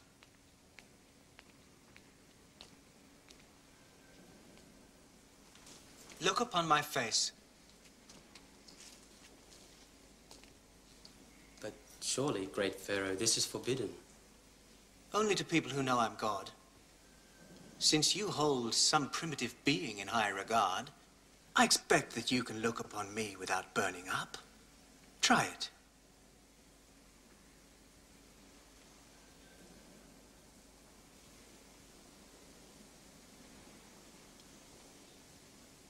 I'm told you've learned the secret of reading messages of the night. Interpreting dreams is not a thing to be learned, Pharaoh. It is a gift from God. Careful! One mention too many of this God, and you'll be at his side with your head under your arm. So, you've been given this gift? I imagine we shall soon see, Pharaoh. Your life depends upon what we shall see. Now listen carefully. In my dream, there were 7 cows, fat and sleek, and they grazed peacefully. He's a very beautiful boy. Yes, he is. Do you know what his crime was? I've heard the rumors, but I don't believe it. He doesn't strike me as a fool. And everyone knows that Potiphar's wife deceives him. I've never seen such poor cows in all of Egypt. But it was impossible to tell they had eaten the fat cows, for they looked as wretched as ever. Was there a second dream? We have told him nothing, sire. Yes. In the second dream, there were 7 ears of grain, beautifully ripe. Then sprouting up behind them were 7 withered ears of grain, which devoured the ripe ones.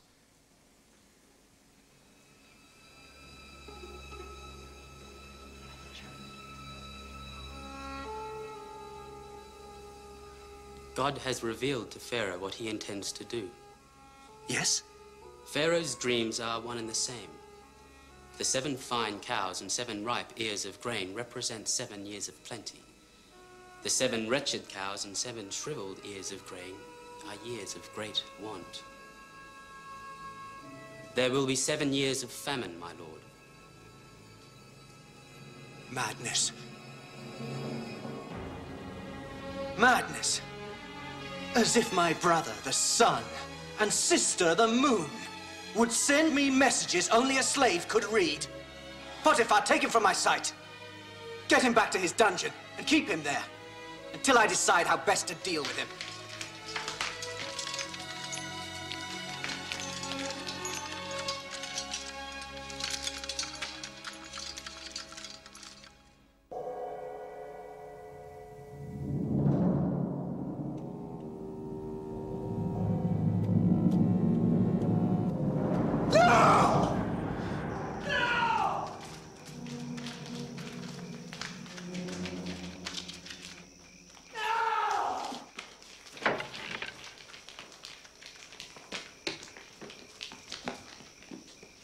Husband, another dream to ruin all our sleep?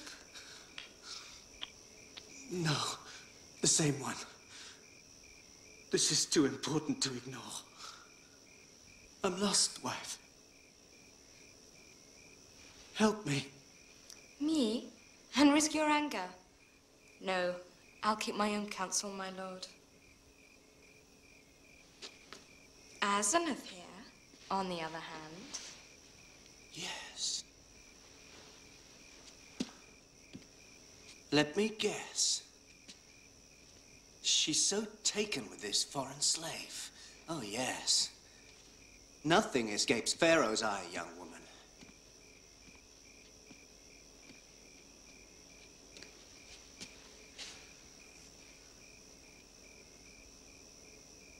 She thinks he has the answer.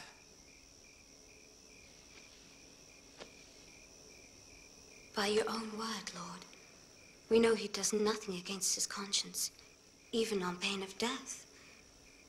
And you yourself seem reluctant to see him hanged. There must be a reason you held your mighty hand, spared him to live to see another day.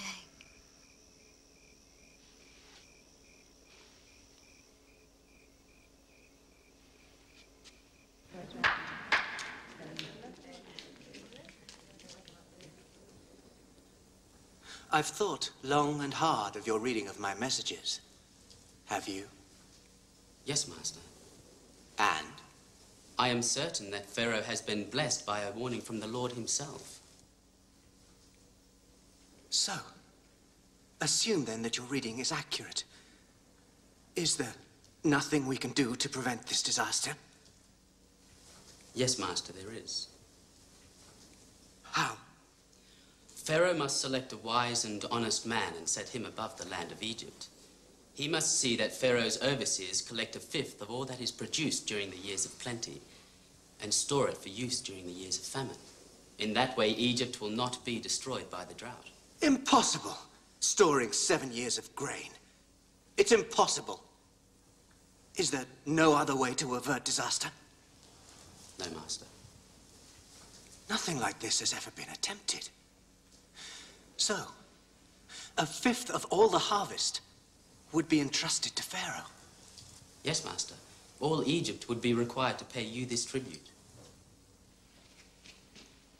It would call for a man of exceptional talent.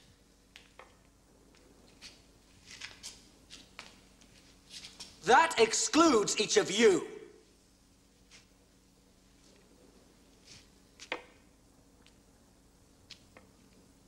Potiphar, perhaps.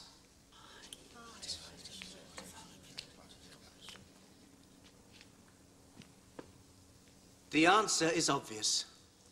There could be no better man for this job than this man himself.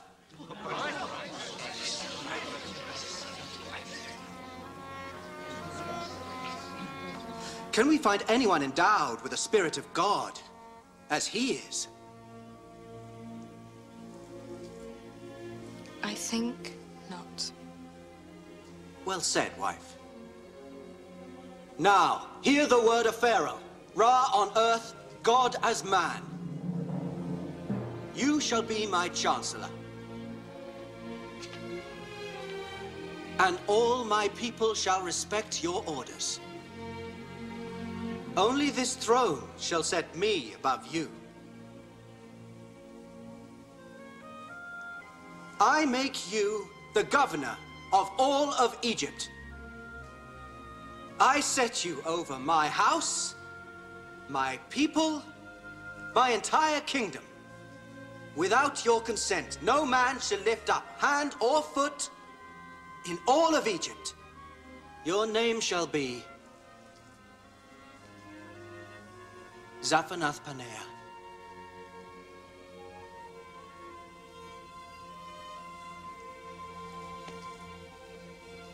And this fine woman shall be your wife.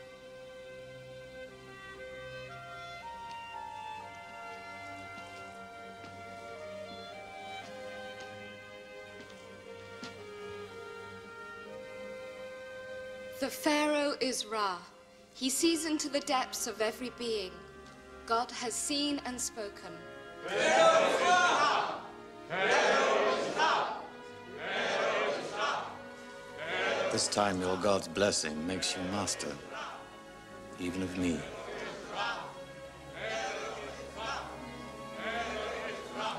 I trust you'll treat me kindly.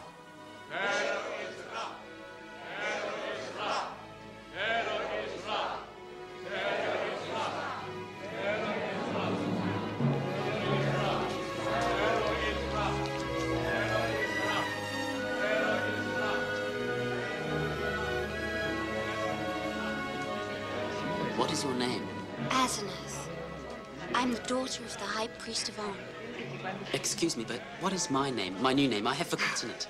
Zaphanath-Paneah. Zaphanath-Paneah. What does it mean? The Savior. Am I pleasing to you? Yes, yes. Greatly.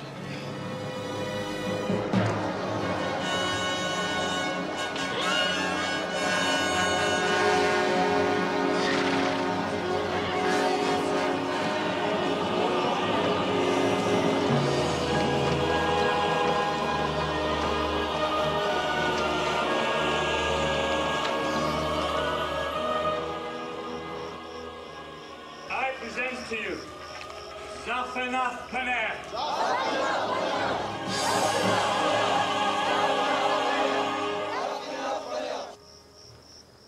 If you will permit me, Joseph, I'm sorry. Zaphenath Paner. In this great task, you'll need someone at your side, as you were once at mine.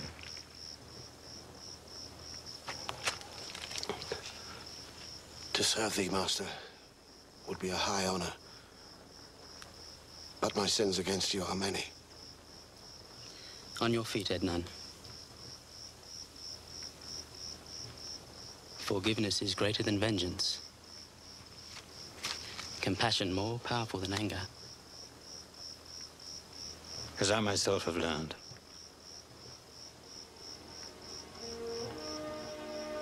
May your God watch over you. Like all Egypt. My life depends on it.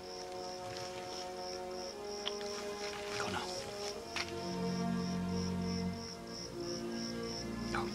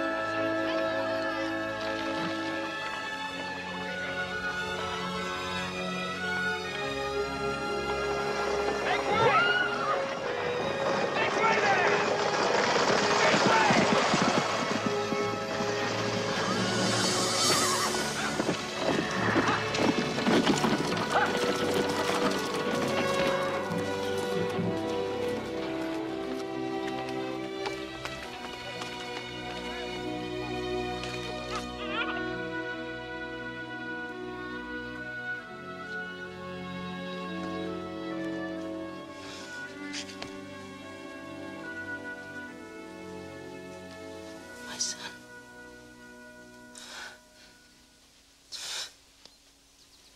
How fortunate a child to have so beautiful a mother.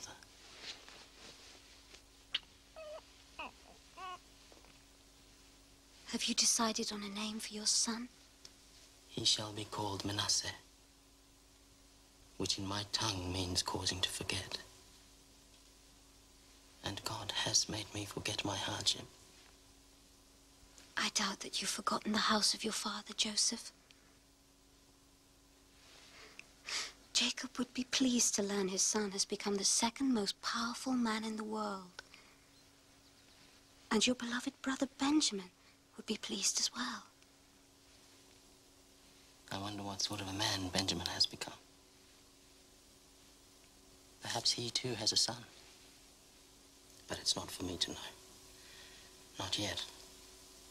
God in his own good time will decide.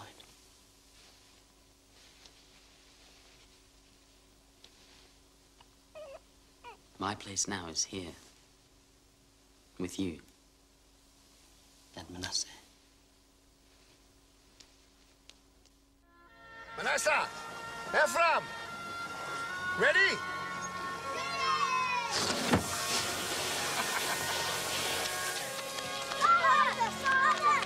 Manasseh, Ephraim. You should be learning the ciphers.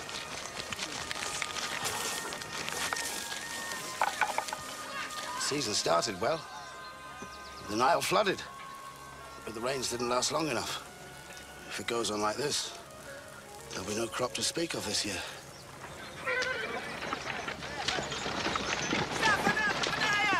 Come quickly! Fires are raging out of control in the fields north of the city!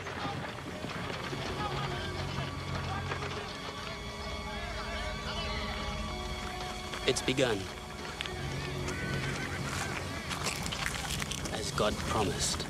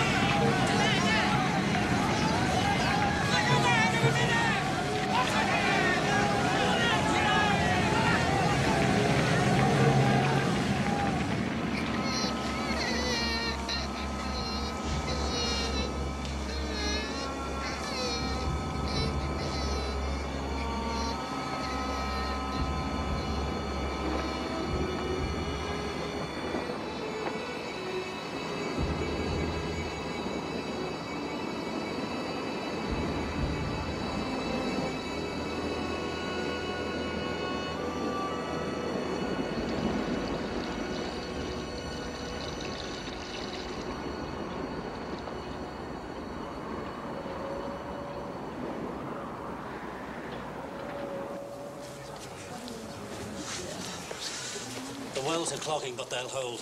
And for a while, at any rate, there'll be water to drink. But the grain runs low. 2, maybe 3 phases of the moon, and we'll be forced to eat the animals instead of feeding them. Once they are gone, Father.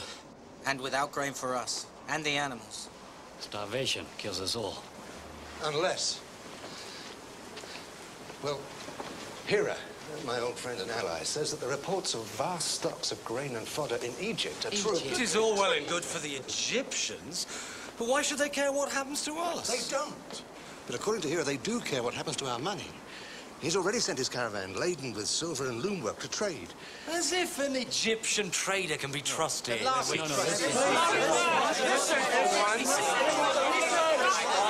not in the hands of private traders. Their pharaoh has set one man above all others to supervise all his affairs. You deal with him. We're not people who measure our wealth in silver. We can't carry fields to Egypt. The animals would die before we got there.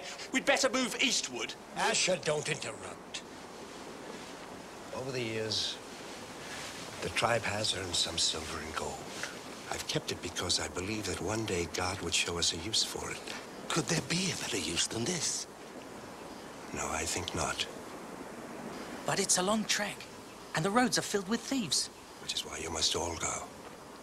Properly armed, you'll find there's safety in numbers. All of us? And who will tend to things here? There'll be nothing to tend if you don't go. All of you. Except for Benjamin. But, Father... Enough. You're the last link to Rachel left. I will not see you lost as I did Joseph. Prepare the animals. You leave at nightfall. I'll give you the silver then.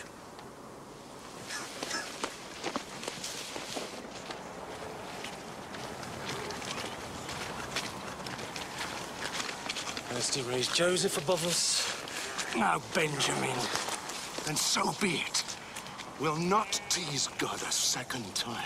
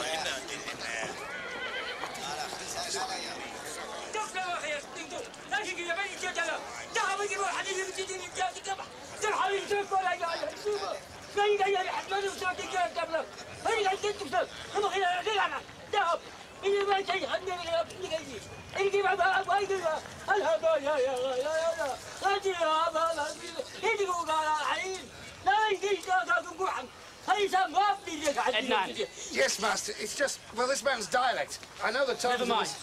Give him what he needs. Go, go.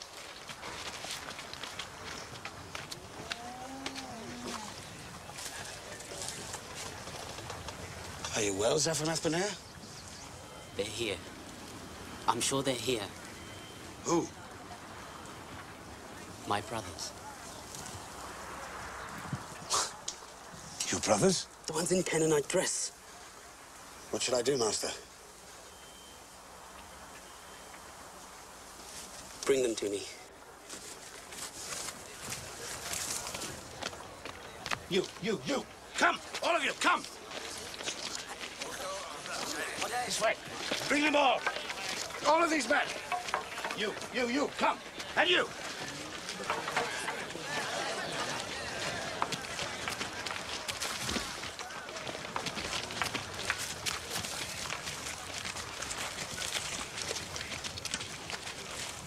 Lift your heads.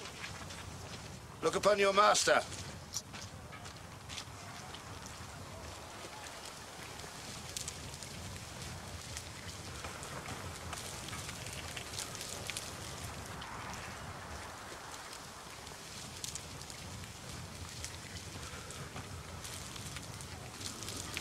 They don't even recognize me. Almighty One, have mercy. We come from Canaan, where the drought destroys everything. We bring silver to trade, so that we and our families might survive.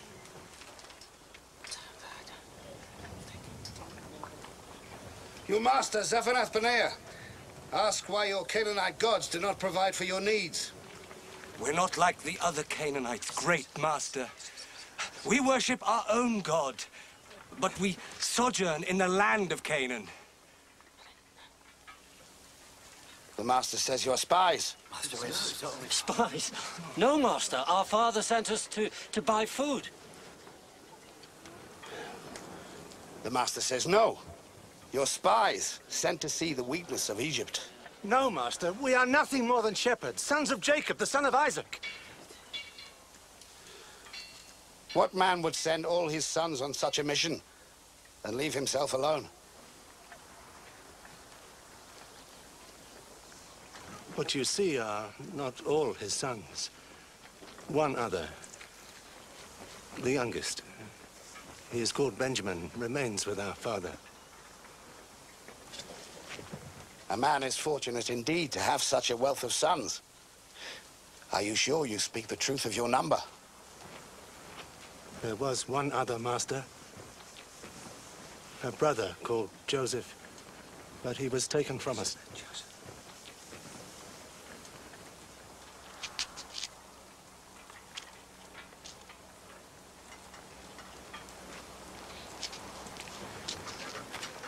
What enemy would send 10 brothers as spies?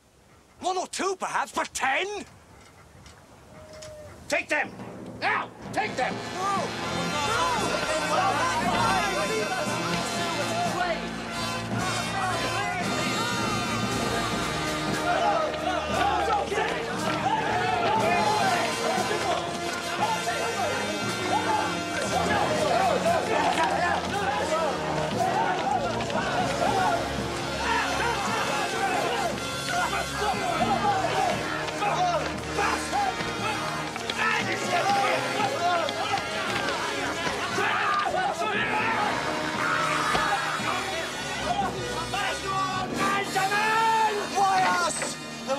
There today, and the Egyptians picked us out to be spies! You fool! There must be some way to prove he's wrong! What would you suggest, little brother? We probably wouldn't be here if you'd paid him more respect! Oh!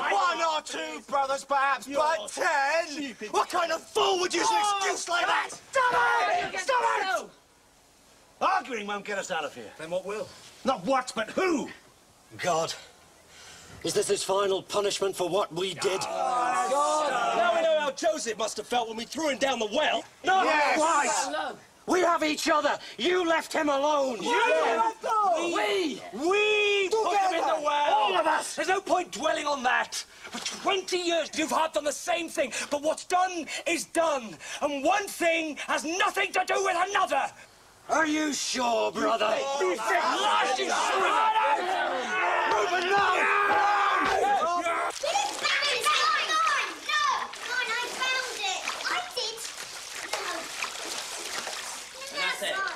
friend.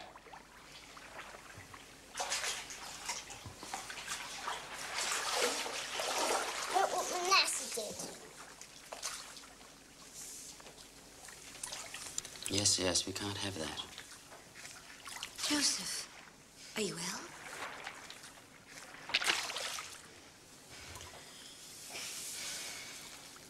Then what is it? I saw my brothers today. That's wonderful. You always said they'd come to you. More good fortune from the troubles. They came to the granary. The drought has reached Canaan. How I wish I could have been there to see their faces when they saw you. The governor of all of Egypt. You would have been disappointed. I've waited all these years, and then they didn't even recognize me. How can that be possible? It's been over 20 years since they last saw me. I was still a boy. Not surprising. Where are they now? In the prison.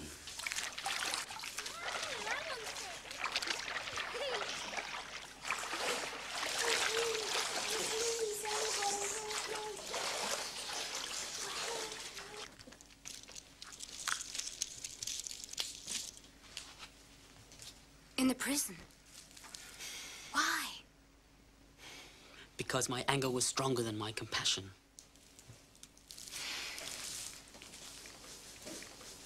And what will you do with them? My father's people are in need of food. I must send them back. Why not just reveal yourself to them? Because they seem unchanged. No different from when they betrayed me. Perhaps God will reveal a way to test them. How? I'm not sure. Well, I want to see these men to whom I owe my happiness. After all, it was their cruelty that brought you here, gave you to me, saved Egypt. And it's to them our children owe their existence. Another of your curious insights. But I'm not so sure God is ready to see this thing forgotten. God or you? You must bring them. I have to at least meet little Benjamin. Benjamin was left with my father. I'm sorry. I know he's the one who counted most. But they are all your brothers. Blood of your blood.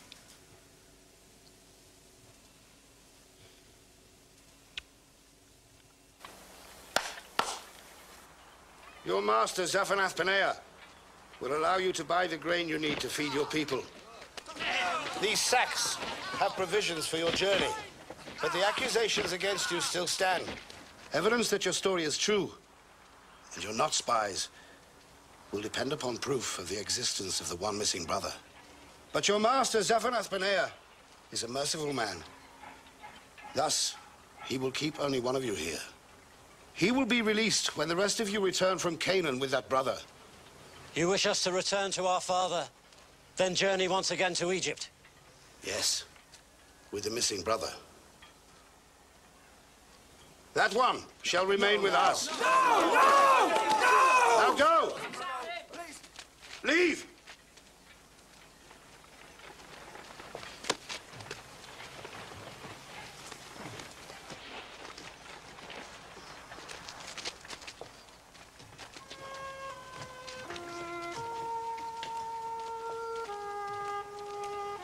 And return swiftly with the missing brother.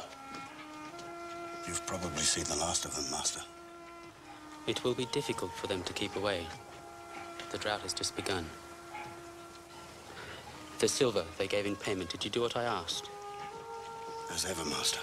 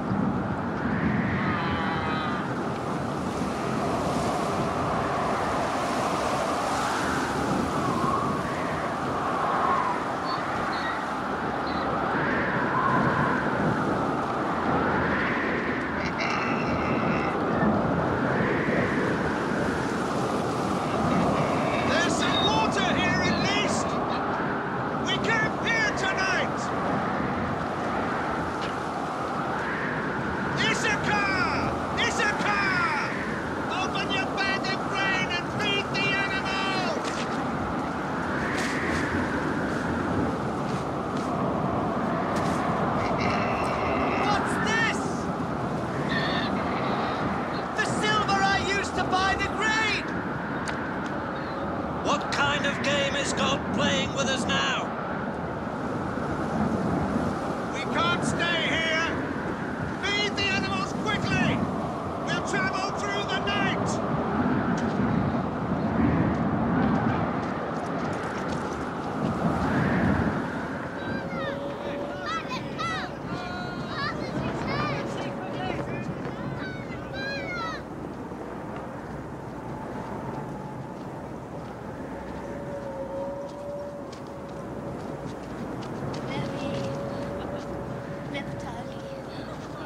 No! But the only proof of our story he'll accept is Benjamin. And the only way to redeem Simeon.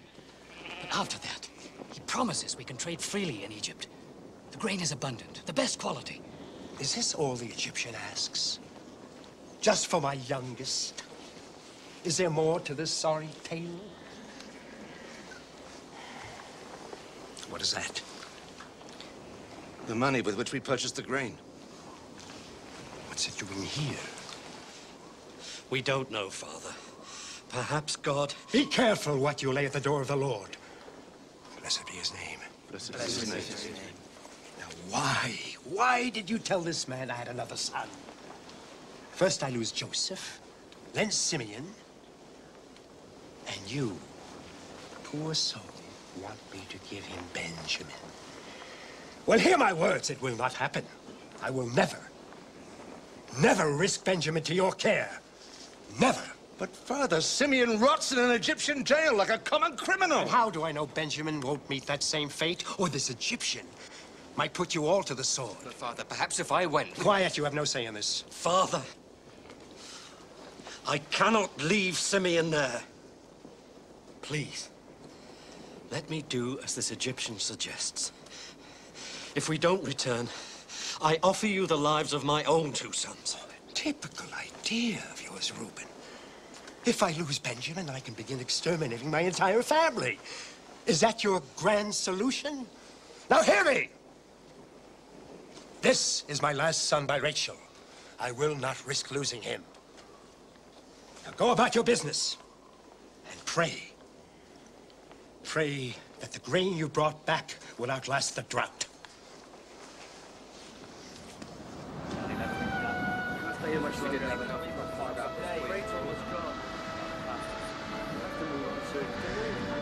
Nowhere to go, Father. We don't have many choices left.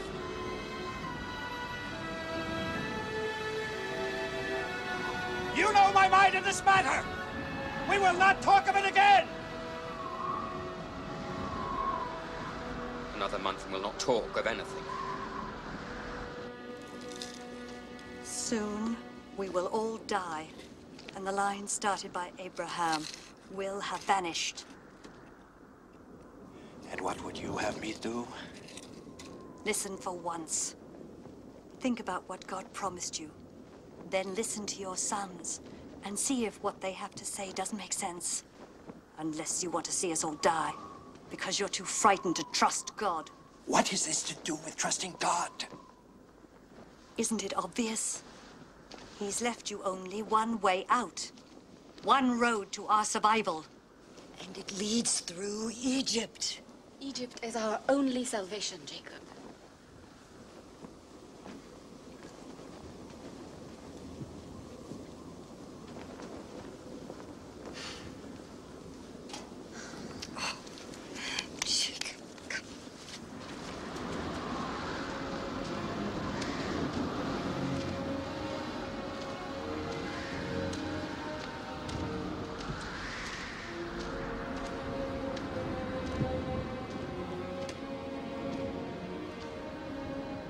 These are the finest gifts we can offer. Present them to the Egyptian, along with this. Silver enough for double payment, for the grain you will buy and the grain you brought back.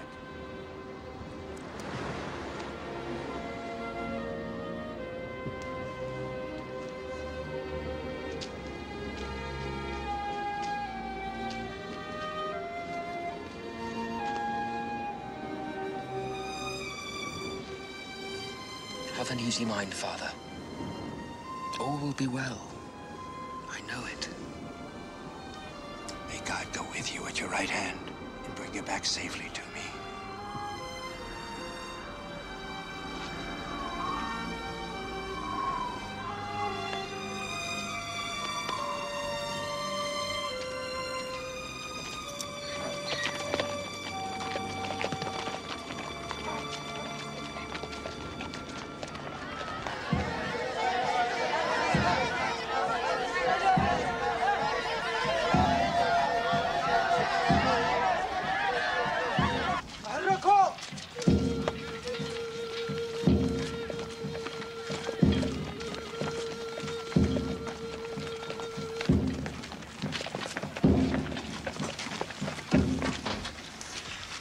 we've been brought here, to the great man's house?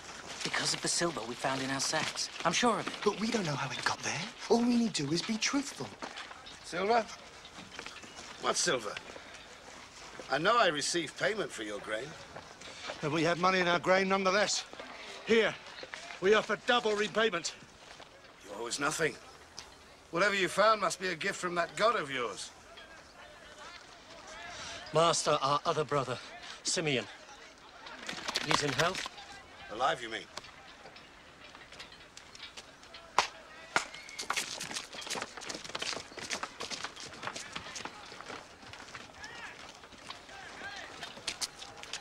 Simeon! Simeon! Welcome to Egypt!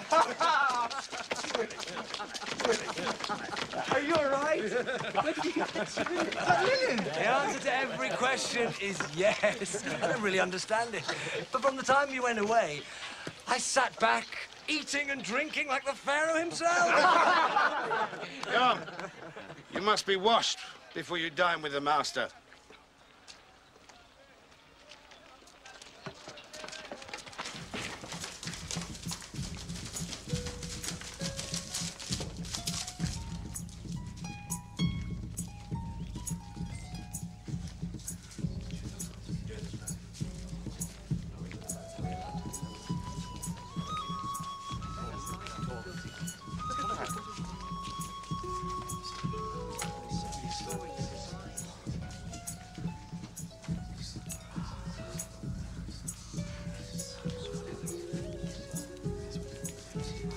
You will sit here, aside from the master. This is a great honor. Egyptians never eat with strangers. To them it is considered an abomination. Now, you will sit in the order I tell you. Please.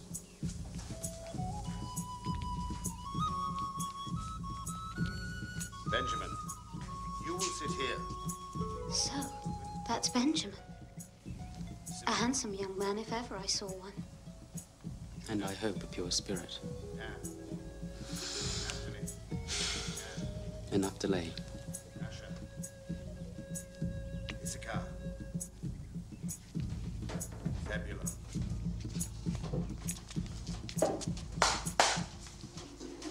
Zaphanath Paneah. He who guides us on the road of life.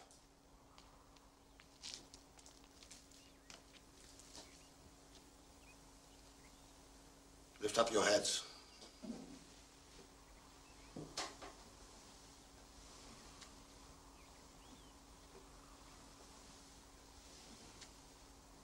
Your master asks, is your father in good health?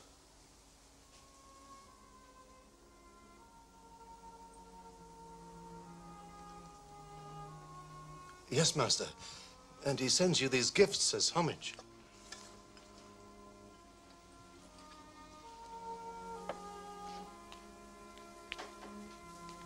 So this is the brother of whom you spoke.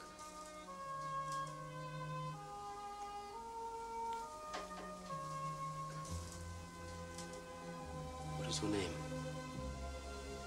I am Benjamin, master. How is it, master, that you come to speak our tongue? Have you been to our land?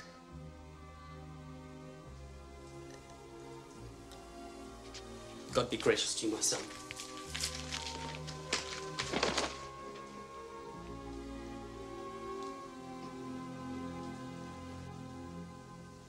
Was I wrong to ask the master how he came to speak our tongue? The master has traveled widely. He understands a great deal. Look, we're sitting according to the order of our birth. Reuben and Simeon, Levi, Judah, Dan, Naphtali, Gad and Asher, Issachar, Zebulun. Finally me. I divined the order of your birth by looking into my magic cup.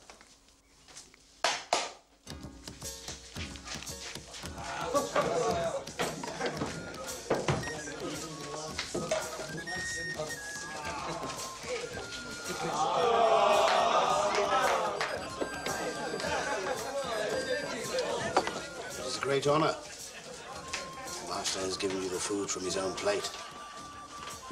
Thank you, Master. We eat the same dish at home. In fact, this is the favorite food of my father.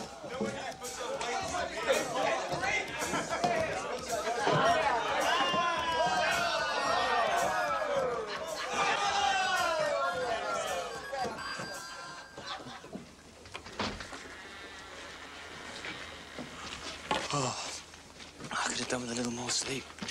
I don't understand. He was so friendly last night. Yet this morning he has us roused from our beds before the cock crows and sends us on our way. Look, our asses are already loaded down with grain.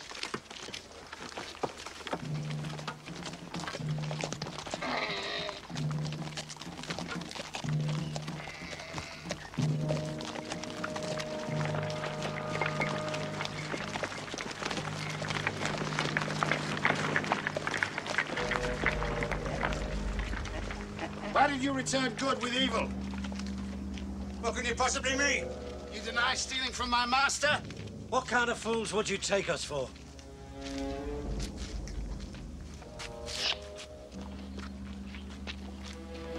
This.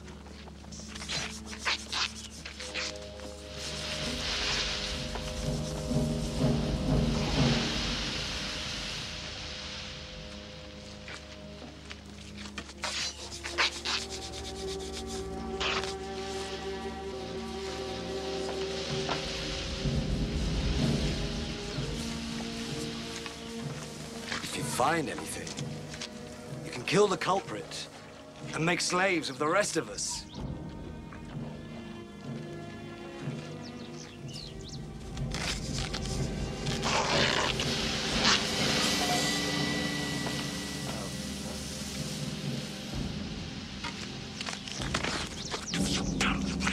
Fool! Have you taken leave of your senses? Why did you do such a wicked thing? Master, we have done nothing. Then how do you explain it?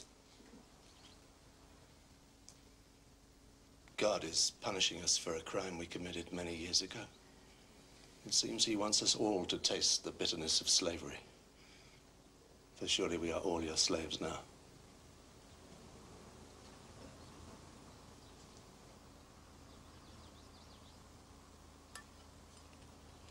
I am not a vindictive man. You can return to your father. I shall keep only Benjamin. No! You dare raise your voice to me? Men can die for less. 1,000 pardons, Master. But the very idea is unthinkable. Master, I cannot pretend to grasp the meaning of these strange happenings. Benjamin has never stolen in his life. Never. Never, Master. And he's too clever to take a cherished and unique object from a man as powerful as you. Nor do I know how the money got into our sacks on our previous trip. Perhaps it was all the work of God. Master, please, spare the life of Benjamin, beloved son of our father's old age. Losing Benjamin would kill our old father, whom we have already wounded deeply. Take me as a slave in place of Benjamin and allow the boy to go home to his father. No. Benjamin will stay with me.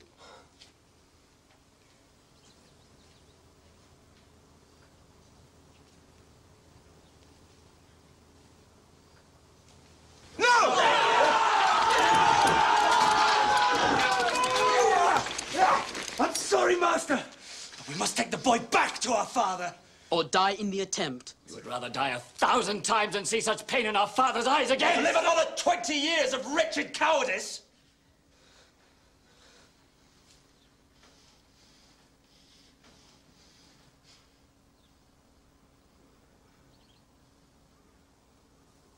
No, Master!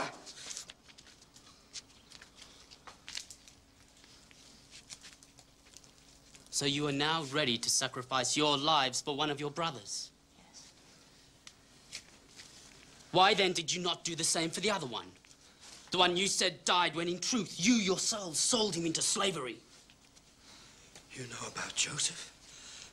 How? Because he's alive. Alive? He's here in this alive? palace.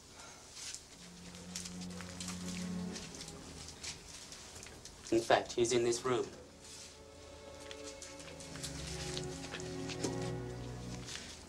Leave us. I said leave us. Get out! Guards, come!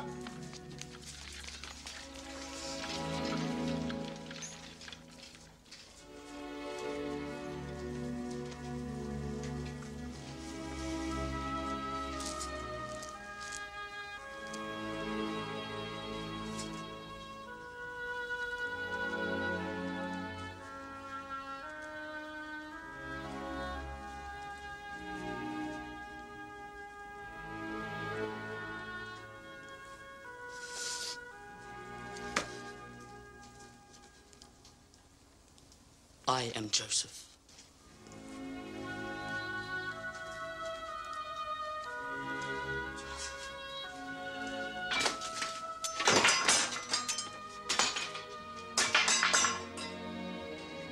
Joseph. It is my brother Joseph.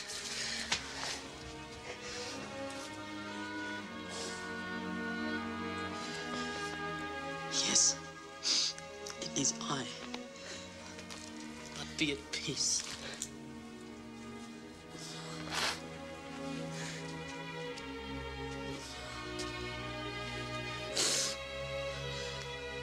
Come closer.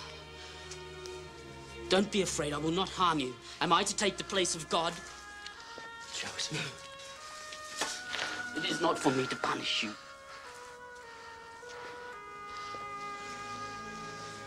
You meant evil against me, yes.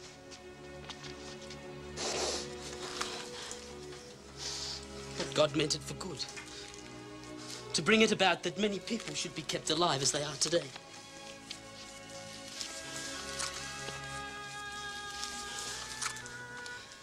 So fear not. I shall provide for you and for your families. And especially for our father.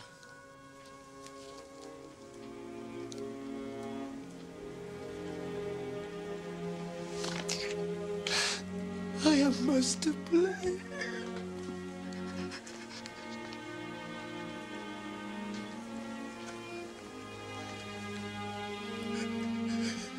I deserve to be enslaved. No. My brother. I shall not kill you. That is not the lesson the Lord, blessed be his name, has put before us. Perhaps we have learned the meaning of brotherhood, of family, and that wherever we may go, no matter how God's plan separates us, we must always be true to one another. To be family.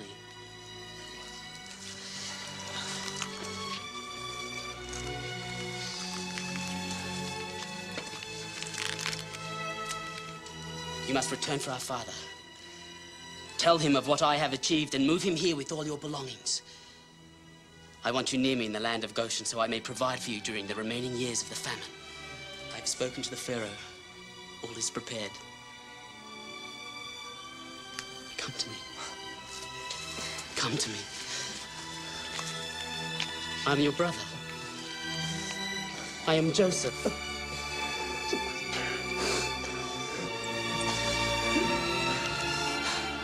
Blessed be his name. Blessed be his name.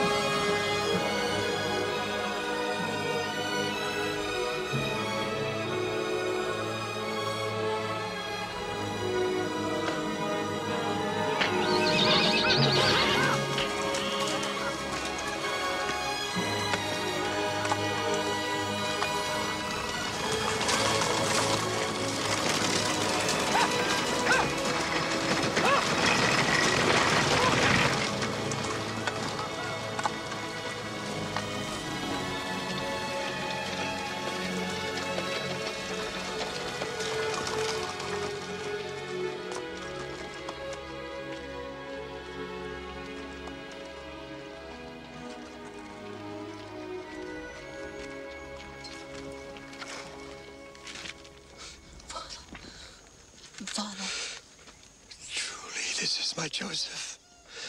My son. My son.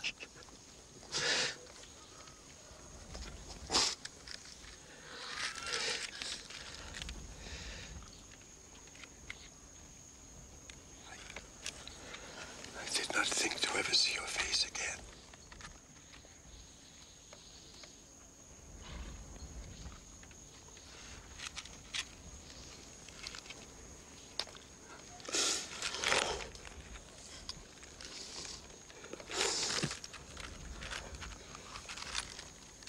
These I see to be my grandchildren.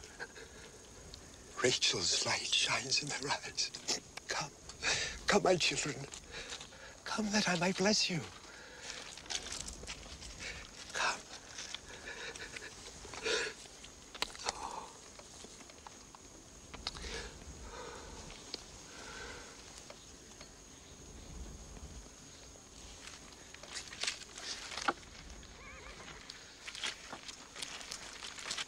I'm indeed blessed that I have again held you in my arms and laid eyes upon your sons. Now, truly, I can die in peace. There will be no talk of death, my father. Then God will it.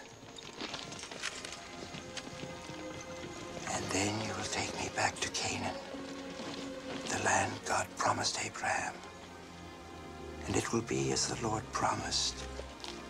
Our descendants shall be known as Israel, and will be a multitude of nations, each brother unto himself, a tribe of Israel.